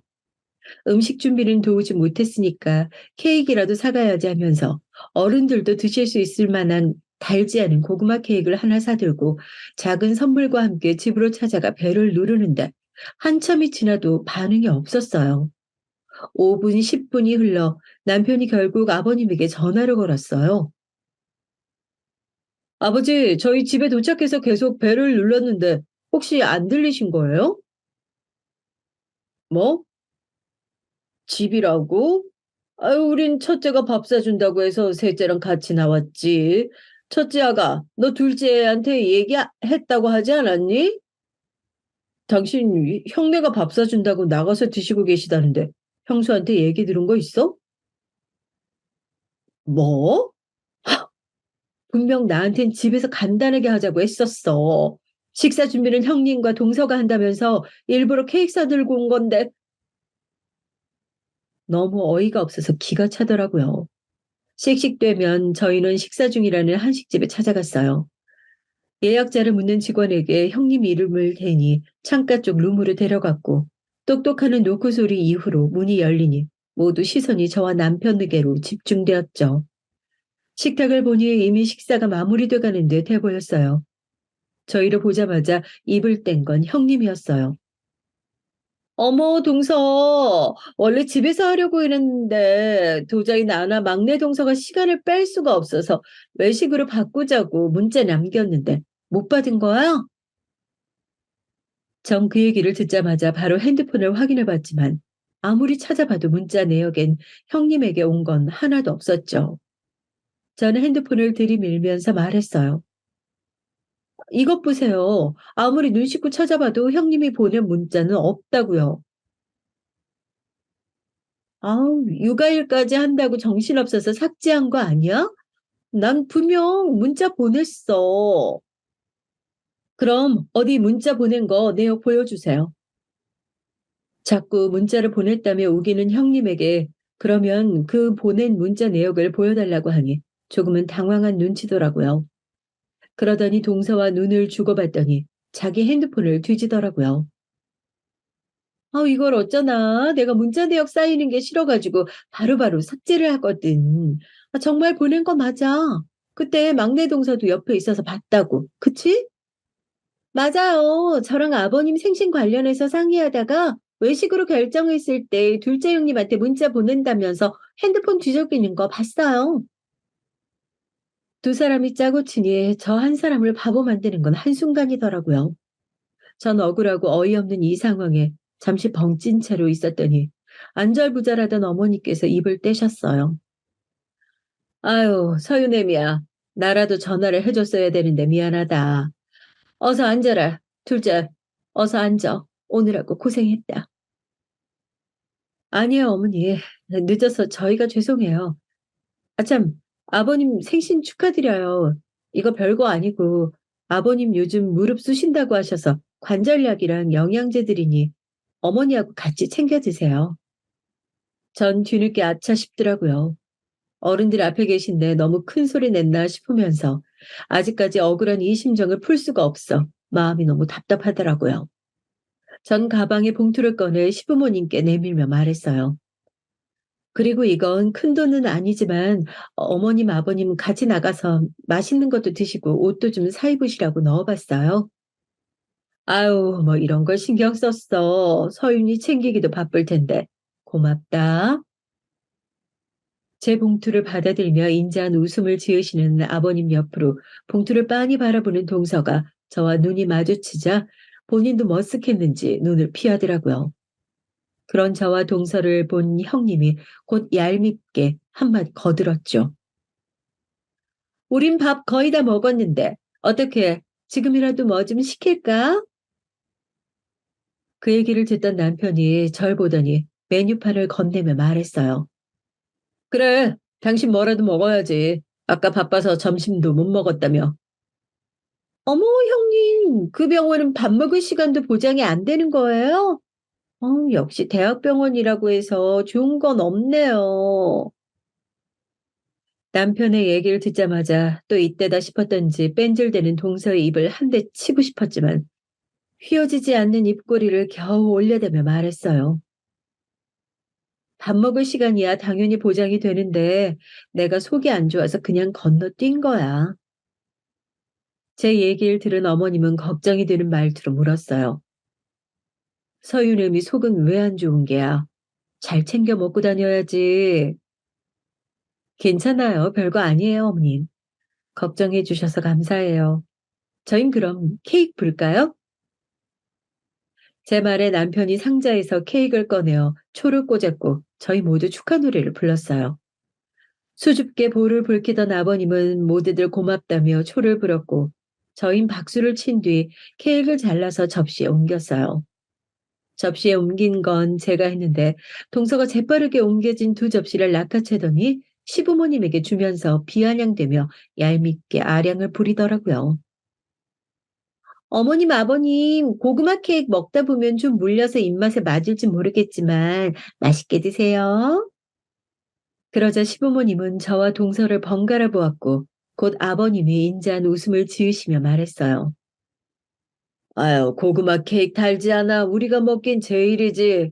잘 먹을게, 둘째야. 고맙다. 나도 고구마 케이크를 제일 좋아한다.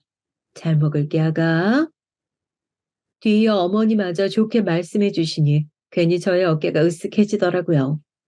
전 동서를 의기양양한 표정으로 쳐다보았고 동서는 저의 눈빛을 받았는지 저와 눈이 한번 마주치곤 곧바로 눈을 피하더라고요.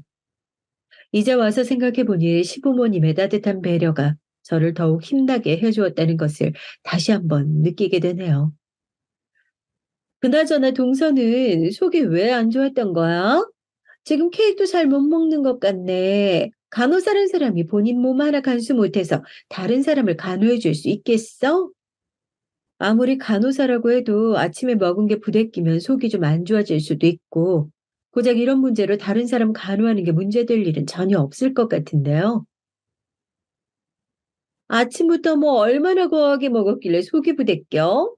이거 어머님, 아버님께 영양제 드릴 게 아니라 동서가 유산균 좀 챙겨 먹어야겠다. 서윤이 이유식한다고 만든 게 양이 많아서 남은 잔반 좀 같이 먹다 보니까 그렇게 됐네요. 유산균은 꾸준히 챙겨 먹고 있고요. 걱정 감사해요, 형님. 제가 조금이라도 어깨 피고 있는 걸 보지 못하는 형님은 아까 전 했던 말들을 괜히 꺼내며 걱정하듯 비꼬아가며 묻기 시작했고, 전 질문에 지지 않고 받아치며 마지막 형님이라는 단어의 액센트를 조금 더 세게 말하니 그제야 형님의 입이 다물어졌어요. 아, 참. 그래, 서윤이는 어떻게 하고 온 거니? 장모님이 봐주고 계세요.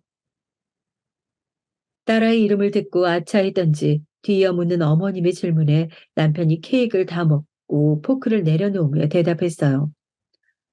아유, 사돈이 고생 많으시네. 다 늙어서 어린아이 보기가 힘들 텐데. 괜찮아요, 어머니. 평소엔 베이비시터가 보는데 아버님 생신이라니까 엄마께서 먼저 서윤이 봐줄 테니까 다녀오라고 한 거예요. 그리고 아버님 생신 축하드린다는 말도 대신 전해달라고 하셨어요. 아유, 사돈께 고맙다고 전해주고, 다음엔 우리 집에도 서윤이 데리고 오거라. 우리도 봐주마. 네, 그럴게요, 아버님. 호탕하게 웃으며 말하는 아버님에게 방긋 웃으며 대답하고, 그걸 본 형님이 또 태클을 걸기 시작했어요. 동서, 설마 서윤이를 베이비시터한테 맡기는 거야? 요즘 세상이 어떤 세상인데, 베이비시터가 나쁜 짓 하거나 그러면 어떡하려고 그렇게 대담한 짓을 해? 나라에서 지원해주는 아이돌봄 서비스로 검열된 시터들만 면접 보고 꼼꼼하게 뽑은 거라 믿을만 해요. 집에 맘카도 설치해서 저랑 서윤 아빠가 종종 보고 있고요. 나라에서 지원해준다고? 어머, 그건 서방님 머리가 좋아서 지원 못 받는 거 아니야?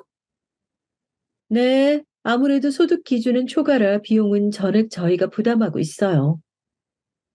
아우, 뭐 그렇게 된다니까 다행이네. 침착히 하나하나 설명해주는 제 모습에 더 이상 할 말이 없었던지 여전히 비꼬는 듯한 어투로 말하는 형님을 보던 아버님이 단골 질문을 어김없이 던졌어요. 첫째 아가, 그래서 너는 언제 손주 소식 들려줄 거니? 셋째도 이제 결혼한 지 4년 넘지 않았어? 아, 아버님, 요즘 딩크족이라고 아이 없이 사는 부부들 많아요. 아버님의 허를 찌르는 질문에 입맛이 가셨는지 형님은 케이크 조금 남은 접시 위에 탁 소리가 나게 포크를 내려놓았고 그런 형님 태도에 눈치를 보던 아버님이 급하게 대답했어요. 요즘 세상이고 뭐고 난 그런 거 모르겠고 아이가 있어야 비로소 가정이 이루어지는 게야. 너희도 너무 늦지 않게 소식 들려주도록 하거라. 이도 참, 밥 맛있게 먹으러 와서 잔소리는 그만합시다. 어머님의 제지로 아버님은 큼 하는 헛기침을 마지막으로 짧은 침묵이 오갔고 형님과 동서는 노력해보겠다며 되도 않는 억지 웃음을 지으며 시아버지의 생신은 파했습니다. 뭐 하나라도 꼬투리 잡으려 안달이 난 형님과 동서를 상대하고 나니 진이 빠져서 몸살이 날 것 같았어요. 아니나 다를까 다음날 아침 고열로 인해서 몸져 눕는 신세가 돼버렸답니다. 남편에게 얘기를 들은 건지 어머님이 찾아와 병간호를 해주셨어요. 아유, 얼굴이 헬스케진 것 봐. 어제 제대로 된 식사 한번 못했다고 하니까 아주 뼈밖에 없다. 일단 죽이라도 먹자. 맑은 흰 죽을 뜨거울까 후후 불어가며 떠먹여 주시는 어머님에게 전 연신 감사하단 말만 남겼어요. 그렇게 죽을 모두 비우고 얼음이 담긴 주머니를 이마에 올려주신 어머님이 몸이 너무 약해진 것 같다며 아버님께 말해 한약이라도 지어주신다는 걸 두 손으로 저어가며 괜찮다고 말렸지만 결국 어머님은 아버님에게 전화를 하러 가셨고 그로부터 몇 시간 후 열이 떨어진 것을 본 어머님은 집으로 돌아가셨어요. 그렇게 또 시간이 지나 퇴근 시간쯤 누군가 배를 눌러 어머님이 뭘 두고 가셨나 봤더니 형님과 동서더라고요. 어쩐 일인가 해 문을 열어주니까 팔짱을 낀 채 삐딱한 표정으로 절 보고 있더라고요. 어머, 형님 동서도 여기 무슨 일로 오셨어요? 이년 보세. 손님이 왔으면 먼저 안으로 들어오라는 게 예의 아닌가? 순간 전 제가 뭔가 잘못 들은 건가 했어요. 다짜고짜 찾아와 욕짓거리라니. 저는 어이가 없었지만 일단은 안으로 들어오라고 했고 제 말이 끝나기도 전에 제 어깨를 밀치며 안으로 들어오던 둘은 겉옷과 가방을 소파에 벗어던지며 다리를 꼬고 앉아 저를 위아래로 훑더라고요. 아프단 사람이 참 멀쩡해 보이네. 이거 꾀병 부린 거 아니야? 좀 쉬어서 열이 내려간 것 같아요. 그나저나 여기는 어쩐 일로 오신 거예요? 아버님이 큰형님한테 형님 아프니까 약 좀 지어서 갖다 바치랍디다. 도대체 아버님하고 어머님을 어떻게 구워 삶았길래 저렇게 형님에게 짤짤매는 거예요? 제 무릎에 동서가 커다란 등치에 걸맞는 큰 목소리로 답했고 전 그제서야 이 상황이 조금은 이해가 되더라고요. 분명 엄살 부리면서 불쌍한 척 해댔겠지. 이 여우 같은 년. 우리가 무슨 네 심부름꾼인 줄 아니? 서윤이 방에서 자고 있어요. 목소리 줄이세요. 그리고 저 한약 괜찮다고 극구 사양했고 그걸 형님한테 시킬 거란 생각도 못했다고요. 그러니 여운이 뭐니 정 그런 욕 들을 이유 없습니다. 용건 끝나셨다면 나가주세요. 앙칼진 형님의 목소리가 거실에 쩌렁쩌렁 울렸고 전 행여나 자고 있는 서윤이가 깰까 최대한 침착하게 말하며 그 둘에게 나가달란 제스처를 취했어요. 그랬더니 갑자기 벌떡 일어난 형님이 제 머리채를 잡는 거예요. 인연이? 그래도 끝까지 싸가지없게. 어디 형님한테 나가라 말한 명령이야. 아, 왜 이러세요? 아, 이거 놓으세요. 다짜고짜 잡힌 머리채에 내려간 열이 다시 오르는 것 같더라고요. 전 겨우 손을 뿌리쳤고 옆에선 동서가 말리는 기는커녕 옷과 가방을 챙겨 형님에게 건네주더라고요. 너 명심해. 네가 어떻게든 두 분 꼬셔서 조금이라도 니네 몫을 더 챙기고 싶은가 본데 어림없어. 장남은 내 남편이고 한 번만 더 어머님 아버님한테 꼬리치면 여우짓만 해봐. 그땐 이 정도로 머리끄댕이로는 안 끝날 줄 알아. 끝까지 소리를 고래고래 지르던 형님은 동서가 주는 겉옷을 챙겨 입으며 집으로 나갔고 그제서야 전 서름에 복받쳐 눈물이 나더라고요. 제가 울기 시작하니 아까 큰 소리로 떠들던 형님과 동서의 모습에도 깨지 않던 서윤이가 덩달아 울며 깼어요. 뒤늦게 약봉지를 사들고 돌아온 남편이 울고 있는 저와 서윤이의 총체적 난국인 모습을 보더니 놀래 헐레벌떡 왜 우냐고 많이 아프냐며 제 이마를 짚어주었고 전 일단 서윤이부터 달래어달라고 말한 뒤 호흡을 가다듬으며 진정을 가했죠. 그렇게 제 울음이 그칠 때쯤 서윤이도 다시 잠들었는지 조용해졌어요. 그러고 남편이 다시 거실로 나와 약과 물이 담긴 컵을 가져다 주며 자초지정을 물었고 전 아까 있던 일들을 모두 설명했죠. 그랬더니 흥분한 남편이 당장 형에게 전화하겠다며 날뛰었지만 더 이상 소란 일으키고 싶지 않았던 전 겨우 말렸고 또다시 오른 열 때문에 침대에 다시 누워있을 수밖에 없었죠. 저를 보살펴 주던 남편은 옆에서 아버님에게 스피커폰으로 전화를 걸었고 왜 형님에게 그런 부탁을 하였는지 알 수 있었죠. 어제 아버님 생신 때 형님은 자기 친한 친구가 한의사라며 한약을 지어 갖다 주었었고 그 얘기를 들었던 아버님은 형님에게 친구가 한의사라 하니 제 한약도 형님에게 부탁을 했었던 것이었어요. 아버님은 그건 왜 묻는지 물어보셨지만 전 아무 말도 말라는 듯 남편에게 입을 검지에 갖다 대며 고개를 가로지었죠. 아버님의 부탁으로 인한 오해가 이런 갈등을 빚었다는 것에 괜히 본인 탓이라 자책할까봐 우려가 있었어요. 남편은 별거 아니니 쉬쉬라며 전화를 끊었고 또 그런 일이 있으면 바로 자기한테 전화를 하라며 물음장을 놓더라고요. 일단 알겠다며 남편을 진정시켰고 그로부터 일주일 뒤 형님에게 전화가 오더라고요.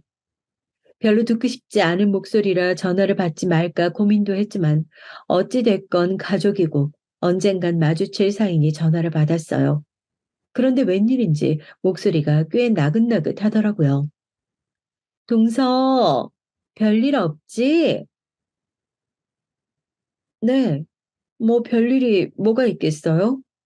그보다 어쩐 일이세요? 어머, 동서도 참. 우리가 뭐 꼭 일이 있어야 연락을 하나. 몸은 좀 어때? 단순 감기 몸살이었어요. 지금은 괜찮아요. 아유, 그렇다면 다행이네. 아니, 우리 아버님이 어찌나 동서를 생각하는지 꼭 동서한테 한약을 갖다 주라고 해서 내가 아는 친구한테 부탁해서 지금 한약 한 달치를 지었어. 그래서 이걸 좀 갖다 주려고 하는데 오늘 퇴근 후 별다른 약속 없지? 네, 뭐 약속은 없지만 서윤이 때문에 제가 어딜 가긴 좀 어려워서 형님이 직접 저희 집으로 와주셔야 할 것 같은데 괜찮으세요? 그럼 나나 막내 동서가 뭐 봐줘야 할 애가 있는 것도 아니고 우리가 가야지. 막내 동서랑 이따 7시까지 갈게. 네, 그러세요. 끝까지 사근사근 전화를 마치는 형님을 보고 딱 눈치가 가더라고요. 아, 옆에 아버님이나 어머님이 계시겠구나 하고요. 그리고 시간이 흘러 퇴근 후 베이비시터를 집에 보내고 집을 간단하게 치웠어요. 하필 오늘따라 남편은 일이 늦게 끝난다고 했고 결국 그 둘과 삼자대면을 하게 됐죠. 약속 시간 10분 전 벨이 울렸고 전 떨떠름한 표정을 감추지 못한 채 그 둘을 맞이했어요. 그 둘 또한 삐딱한 시선으로 저를 바라보며 한약 한 박스를 건네주었고 전 고맙다는 말과 함께 박스를 받아 식탁 옆에 내려두었죠. 이 둘은 너무나도 자연스럽게 소파에 겉옷과 가방을 내려둔 뒤 테이블에 자리를 잡고 앉았고 이후 전 미리 내려두었던 원두커피를 찻잔에 옮겨 담아 둘 앞에 내려놓으며 말했어요. 에티오피아에서 수입해온 원두로 직접 간 거예요. 맛이 좋을 거예요. 드세요. 어머, 병원에서 일한다면서 차고 넘치게 마시는 게 커피인데 이렇게 센스가 없어서요. 동서가 일하는 병원의 의사들은 동서 참 답답해하겠다. 그렇게 뜨거운 커피는 됐고, 혹시 뭐 주스 같은 건 없어? 아까와는 확연히 달라진 말투에 아까 통화할 때 옆에 아버님이 계셨겠구나 했던 제 예상은 거의 확신이 되었고, 전 냉장고를 한번 살펴보고 주스는 없는데 그냥 커피 드시면 안 되냐고 물었고, 기어코 주스가 드시고 싶다는 형님에게 그럼 편의점 좀 다녀올 테니까 잠시만 기다려달라고 했죠. 동서, 난 오렌지 주스를 부탁해. 설마 내가 한약까지 갖다 줬는데 이 정도로 서운해하고 그러는 거 아니지? 네, 뭐 한약은 잘 마실게요. 혹시라도 서윤이 깨면 바로 전화 좀 주세요. 형님, 정 콜라요. 간단하게 외투를 입고 지갑을 챙겨 나가는데 그 와중에도 원하는 음료를 외쳐대는 형님과 동서에게 꽉 쥔 주먹을 뒤로 숨긴 채 문을 닫았죠. 그렇게 편의점에서 오렌지 주스와 콜라를 사들고 가는 길에 혹시라도 서윤이가 울며 엄마를 찾지 않을까 걱정돼서 맘카를 켜보았어요. 그리고 둘만 남겨진 집에서 오가는 대화에 경악을 금치 못했죠. 내가 진짜 이깟년 때문에 이런 심부름까지 해야 되나? 그러게, 혜진이 너도 진짜 대단해. 나 같았으면 아무리 아버님이 옆에 있어도 그렇게 곱게 전화하지 못했을걸? 야, 나라고 뭐 좋아서 그랬겠니? 그 노인네들 눈밖에 나봐자 좋을 거 없어. 하여간 늙으면 뒤져야 하는데 노인네들 팔팔한 게 아주 그냥 100살까지 살겠어. 야, 너 무슨 그런 끔찍한 소리를 하냐? 생각만 해도 지긋지긋하다, 얘. 잠깐 들은 대화임에도 손발이 덜덜 떨리더라고요. 전 애써 마음을 침착하게 다잡으며 어플을 종료하였고 집으로 돌아갔습니다. 엘리베이터에 내려서 현관까지 걸어가는데 뭐가 그리 즐거운지 웃음소리가 복도를 다 울리더라고요. 비밀번호를 누르고 집으로 들어가자 둘은 언제 그랬냐는 듯 하던 대화들은 멈추고 웃음기 사라진 얼굴로 절 바라보며 말했어요. 꽤 오래 걸렸네. 저희 아파트가 상가 이쪽 동이랑 반대편에 있어서 앞에 있는 편의점이라고 해도 거리가 꽤 돼서요. 시간이 좀 걸렸어요. 전 오렌지 주스와 콜라를 주스잔에 따라주며 말했어요. 작은 아주버님은 오늘 많이 늦으시나 봐요. 어, 일하는 알바생이 갑자기 못 나온다고 해서 대타 뛰고 있어. 주스잔을 건네주며 대답한 뒤 드시라는 말과 함께 저도 자리에 앉았어요. 저번 주에 내가 행동이 좀 경솔했어. 그 부분은 사과할게, 동서. 무슨 꿍꿍이인지 지난주 제 머리채를 잡았던 일을 먼저 사과하는 형님에게 의심의 눈초리를 거두지 못한 채 사과를 받아줬죠. 그런데 동서도 알다시피 우리 남편이나 막내 동서 남편은 아버님 밑에서 건물 관리인으로 작단 일 이런저런 거 다 하면서 월에 얼마 받는 줄 알아? 얼마 받으시는데요? 500. 고작 500 받으면서 그 뒤치다꺼리 다 한다고. 그런데 둘째 서방님은 본인 사업이라 쳐도 월에 못해도 1000 이상은 거뜬히 벌잖아? 네, 뭐, 그 정도는 벌죠. 형님 말씀대로 본인 사업을 하는 거니까요. 동서가 뭐 모르는 모양인데, 둘째 서방님 사업 자금을 누가 대줬겠어? 아버님이 대준 거야. 그런 탄탄한 기초 자본금 없으면 그렇게 성공도 못 한다고. 그래서 형님이 하시고자 하는 말씀이 뭔데요? 제 물음에 우물쭈물하던 형님 옆으로 동서가 이때다 싶었는지 큰 소리로 답하더라고요. 유산 안 받는다고 하세요. 건물 관리도 저희 남편들이 다 하는데 당연히 건물도 큰아주버님하고 제 남편이 오롯이 받는 게 맞죠? 아니 그게 무슨 어처구니가 없었어요. 유산을 포기하려니 이 둘은 검은 속내가 빤히 보여 슬슬 진절머리가 나더라고요. 이 얘기는 못 들은 걸로 할게. 아직 아버님, 어머님 두 분 다 정정하시고 벌써부터 이 문제를 거론하는 건 아닌 것 같은데. 그럼 아버님이 동서를 이뻐하니까 우리 남편을 월급 조금이라도 올려주라고 얘기 좀 해줘봐. 제 말이 끝나자마자 기다렸다는 듯이 말하는 형님. 이건 또 무슨 소리인지 더 이상 이 둘의 얘기를 들으면 안 되겠다 싶었죠. 그런 얘기는 제3자인 제가 드리는 것보다 형님이나 동서가 하는 게 맞다고 보는데요. 이 얘기 또한 못 들은 걸로 할게요. 한약은 정말 고마워요. 잘 받았다고 저도 아버님께 말씀드리죠.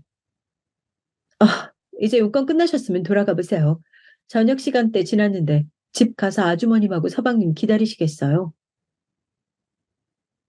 제 얘기를 들은 둘은 시계를 보더니 시간이 벌써 이렇게 됐냐며 불이 나게 짐을 챙기고 집을 갔어요. 그리고 곧이어 남편이 돌아왔고 아까 제가 편의점 다녀올 동안 둘이 대화하던 녹화본을 같이 봤죠.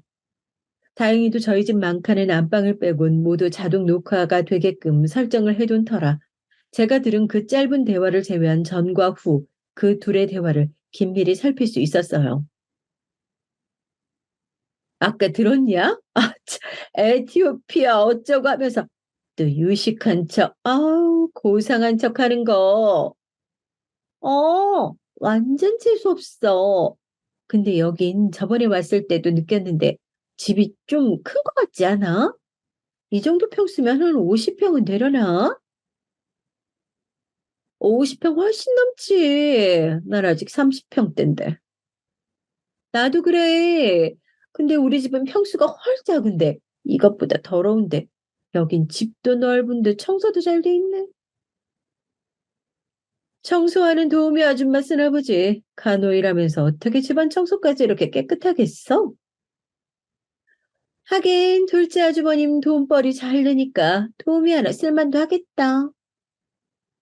그치. 나 같아도 쓰겠어. 네 남편이나 우리 남편은 생긴 것도 제일 학급이면서 벌이도 변변치 않고 잘못 잡은 것 같다. 둘째 서방님이 삼형제 중엔 제일 인물도 괜찮고 여러 방면으로 다 좋은데 하필 이런 늙은 예우가 물어가서는 맞아. 난 진짜 아버님 건물만 아니었으면 당장 이혼했어. 아니 애초에 결혼도 안 했겠지. 이 인간 맨같이 코 골고 먹는 건 또 왜 그렇게 돼지같이 먹는지. 한 공간에 있기만 해도 그냥 닭살 돋는다니까. 그러게 내 남편은 딱 사오정에 네 남편은 딱 저팔계다. 라며 서로 키득키득 웃는 두 형님과 동서. 남편은 옆에서 보더니 주먹을 꽉 쥔 채 부들부들 떨더라고요. 그걸 본 전 잠시 영상을 일시 정지했어요. 저 두 인간이 살고 있는 그 30평대 아파트 우리 아버지가 형하고 동생 결혼할 때 해준 거야. 우리 손 하나 안 벌리고 둘이 아껴가며 모은 걸로 20평대에서 옮긴 건데 그런 것도 모르고. 난 알지 여보. 허영심만 가득 찬 저 둘이 그런 것까지 알겠어? 전 떨고 있는 남편의 두 손을 꽉 붙잡아 주었고 영상을 다시 재생했어요. 아, 진짜 너무 웃겨. 아, 근데 저 한약은 얼마 줬어? 저거? 내가 버리는 약재들로 구색만 맞춰달라고 해서 얼마 안 줬어? 내가 진짜 이깟년 때문에 이런 심부름까지 해야 되나? 그러게, 혜진이 너도 진짜 대단해. 나 같았으면 아무리 아버님 옆에 있어도 그렇게 곱게 전화하지 못했을 거야. 나라고 뭐 좋아서 그랬겠냐? 그 노인네들 눈밖에 나봤자 좋을 거 없어서 그러지. 하여간 늙으면 뒤져야 되는데 노인네들 팔팔한 게 아주 100살까지 살겠어.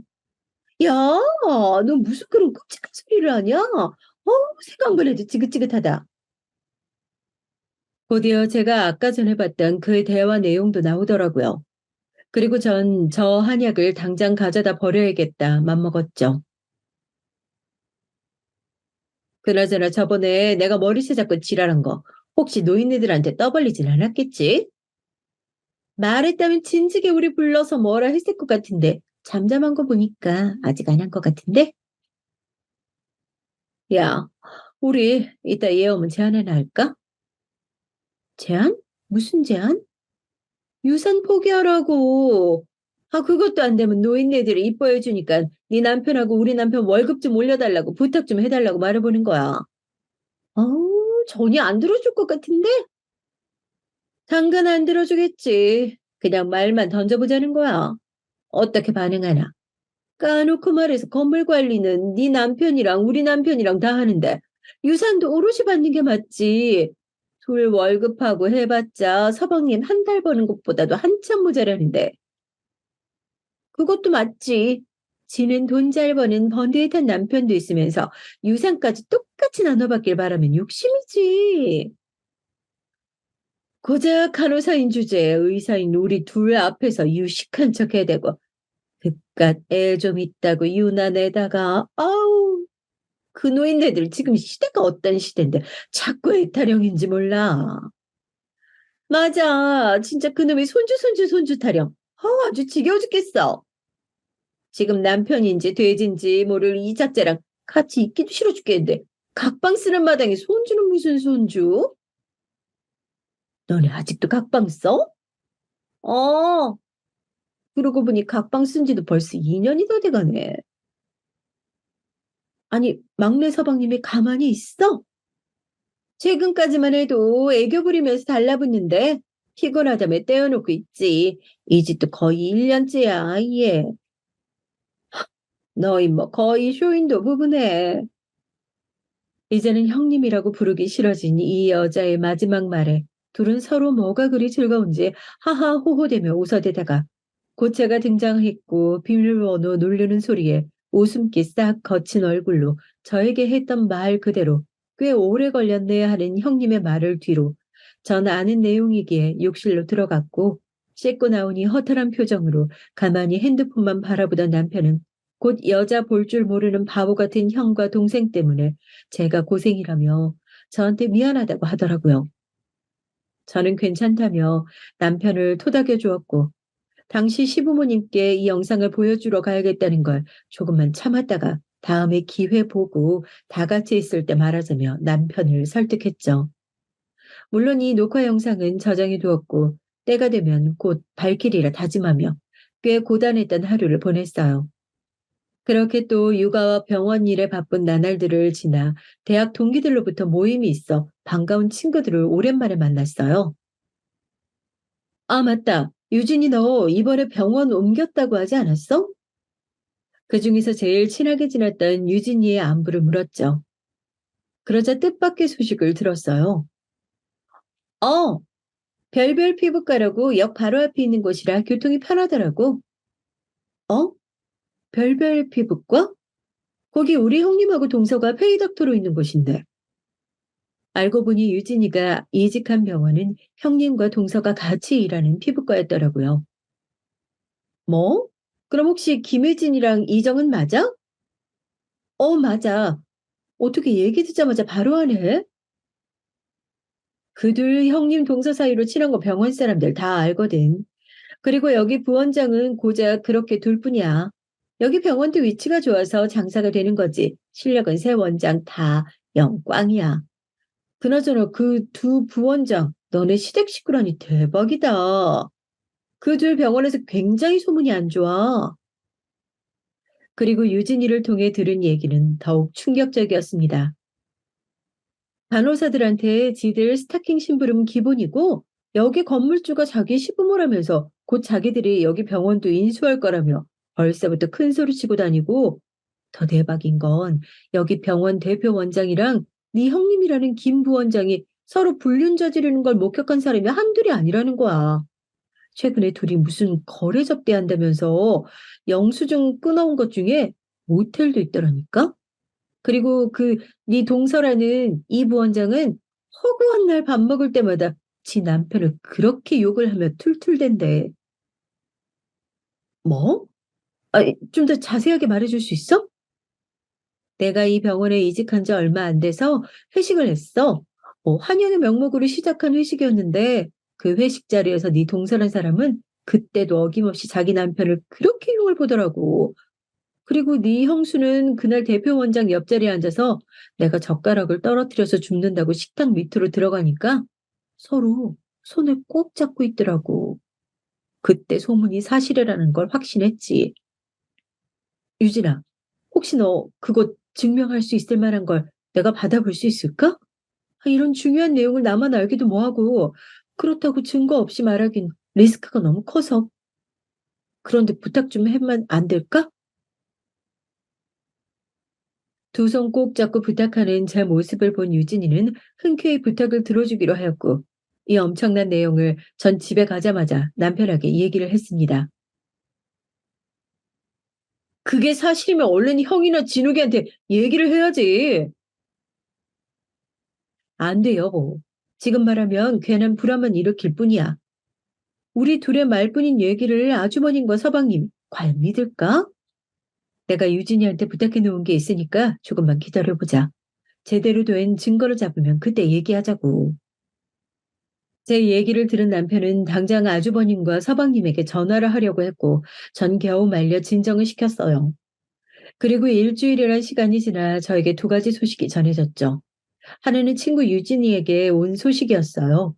증거를 잡았다는 연락이었죠.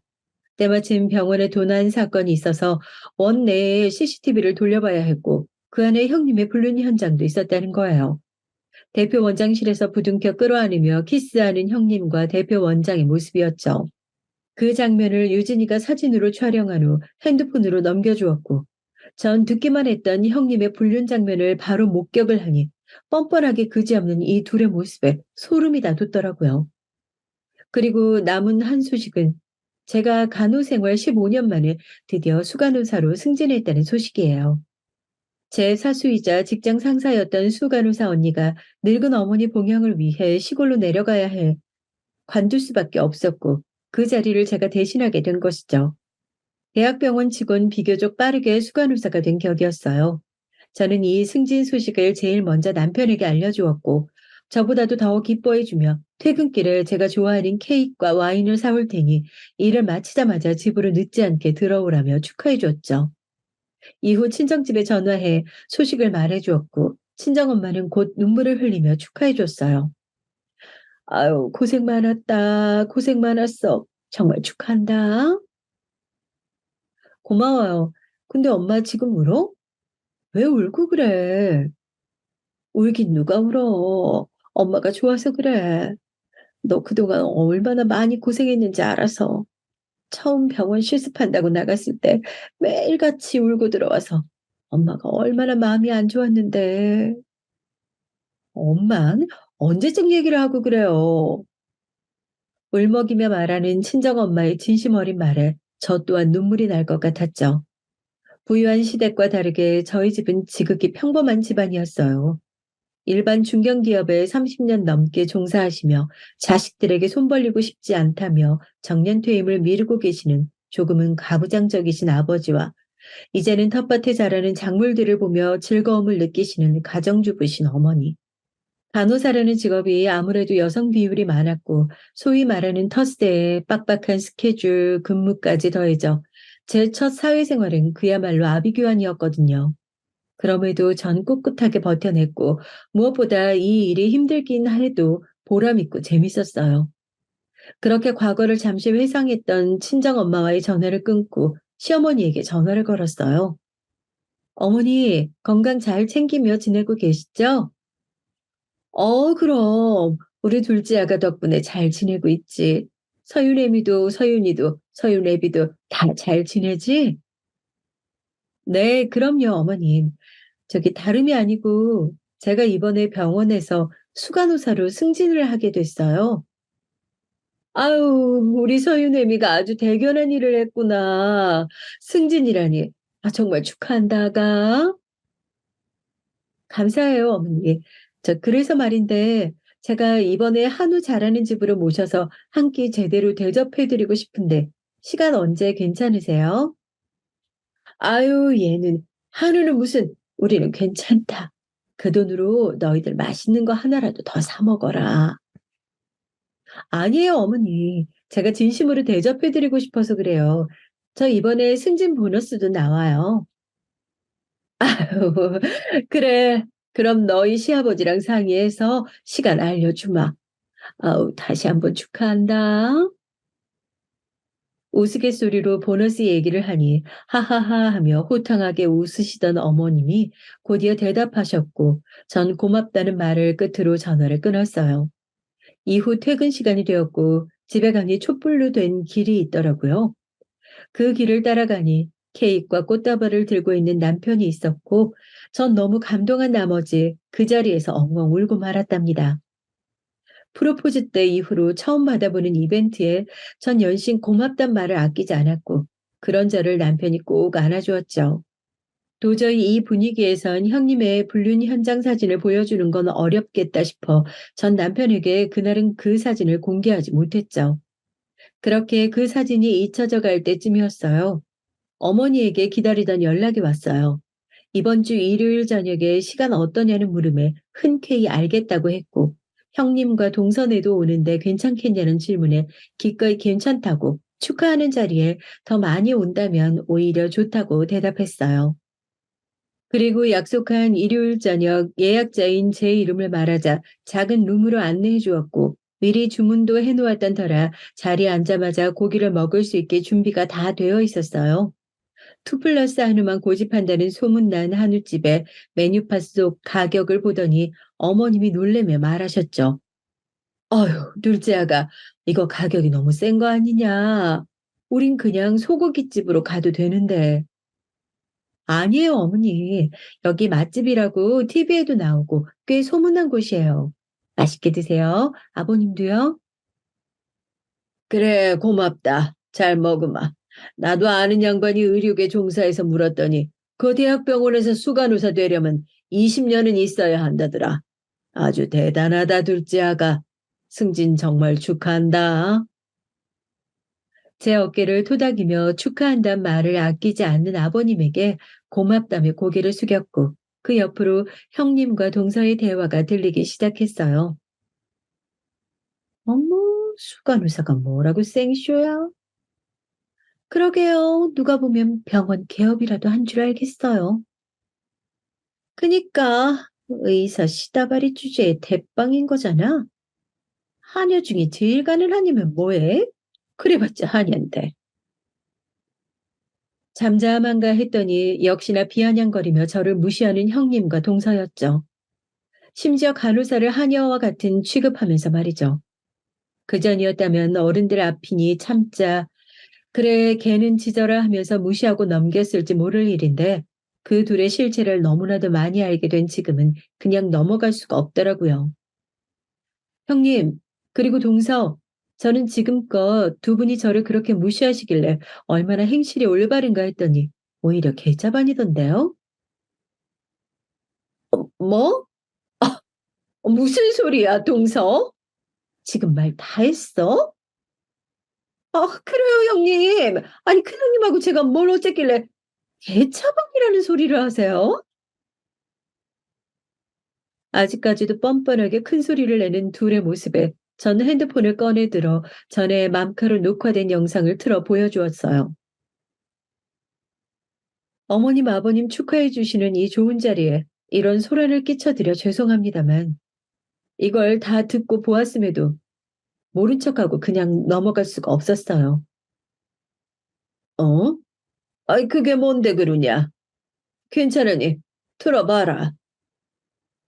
제가 의미심장한 말을 남기며 핸드폰 영상을 들이밀자 궁금하셨던지 아버님이 대답해 주셨고 전 맘 굳게 다잡고 보시라는 말을 끝으로 동영상을 재생했어요. 그리고 영상이 나오자마자 형님과 동서는 사색이 된 채 영상이 재생되고 있음에도 저에게 소리치며 말했죠. 동서! 이게 무슨 개수작이야! 지금 우릴 몰래 촬영한 거야? 몰래 촬영이라뇨, 형님. 맘카라고 서윤이 때문에 제가 집안에 설치해둔 게 있다고 아버님 생신 때 분명히 말씀드렸는데요. 아니, 맘카인지 뭔지 그게 도대체 뭔데? 애도 없는데 우리가 그걸 어떻게 알아? 맘카는 집에 있는 CCTV 같은 거예요. 실시간 녹화되는 거고요. 본래 목적은 아이를 지켜보기 위함인데 이런 식으로 쓰일 줄은 저도 몰랐네요. 전 다른 분들이 혹여라도 놓치는 장면이 조금이라도 있을까 시끄럽게 소리치는 형님 말에 대답하면서 영상을 잠시 정지했어요. 당신 조용히 못해? 재수 씨, 어서 영상 마저 틀어보세요.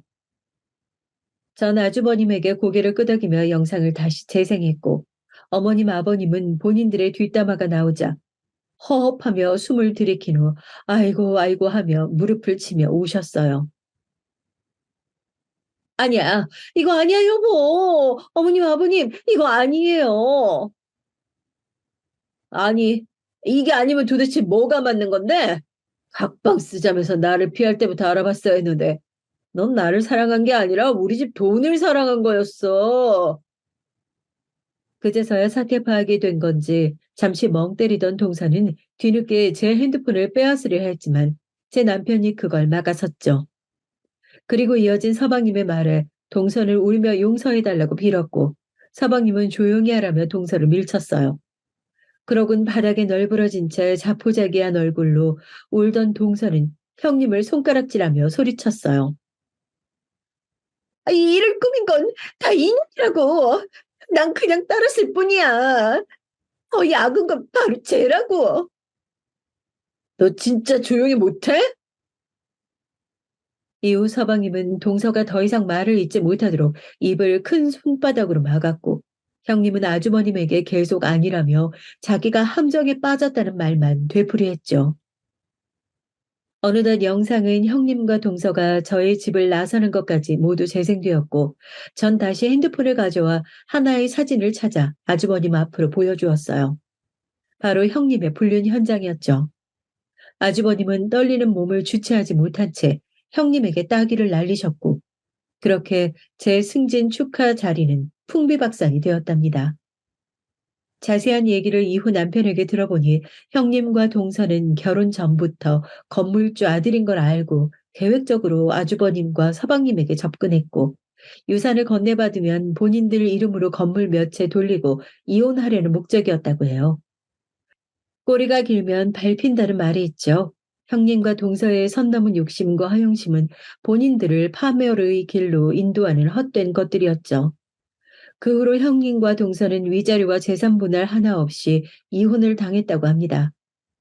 형님과 동서의 사이도 멀어질 대로 멀어져서 이제는 서로 보기만 하면 물어뜯는 앙숙이 되었고 그리고 불륜 남녀로 소문이 나버린 대표 원장과 형님은 의사협회에도 왕따를 당했고 병원도 문을 닫았다고 해요.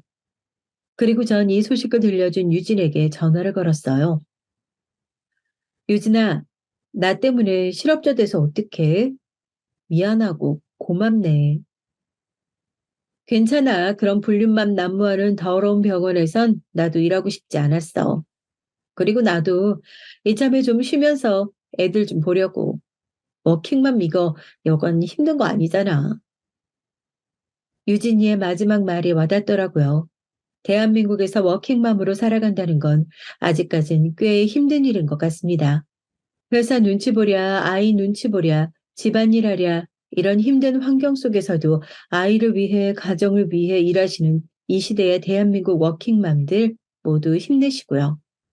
이후로 저에겐 시댁에 스트레스 주던 둘이 사라져서인지 곧 평화가 찾아왔어요. 모든 일이 밝혀지던 그 일이 있고 이후 며칠이 지나 둘째 임신 소식을 들었고 이 소식은 모두에게 지금까지 일들은 씻어줄 만한 힘을 가져다 주었답니다. 남편은 물론이고 시어머님은 그런 저를 얼싸안은 채 고맙다며 우셨고 시아버님도 저의 어깨를 두드리며 둘째 아이가 우리 집의 복덩이라며 축하하고 고맙다는 말을 아끼지 않으셨어요. 혹시라도 이 일로 저를 원망하진 않을까 걱정도 되었던 아주버님과 사방님은 되려 저에게 그런 사기 결혼을 더 늦지 않게 멈출 수 있도록 도와주어 고맙다고 하셨고 저도 괜히 걱정을 하였다는 걸 뒤늦게 깨달았답니다. 그렇게 시댁도 조금씩 웃음을 되찾아갔어요. 그런 지금까지 저의 긴 얘기를 들어주셔서 감사합니다.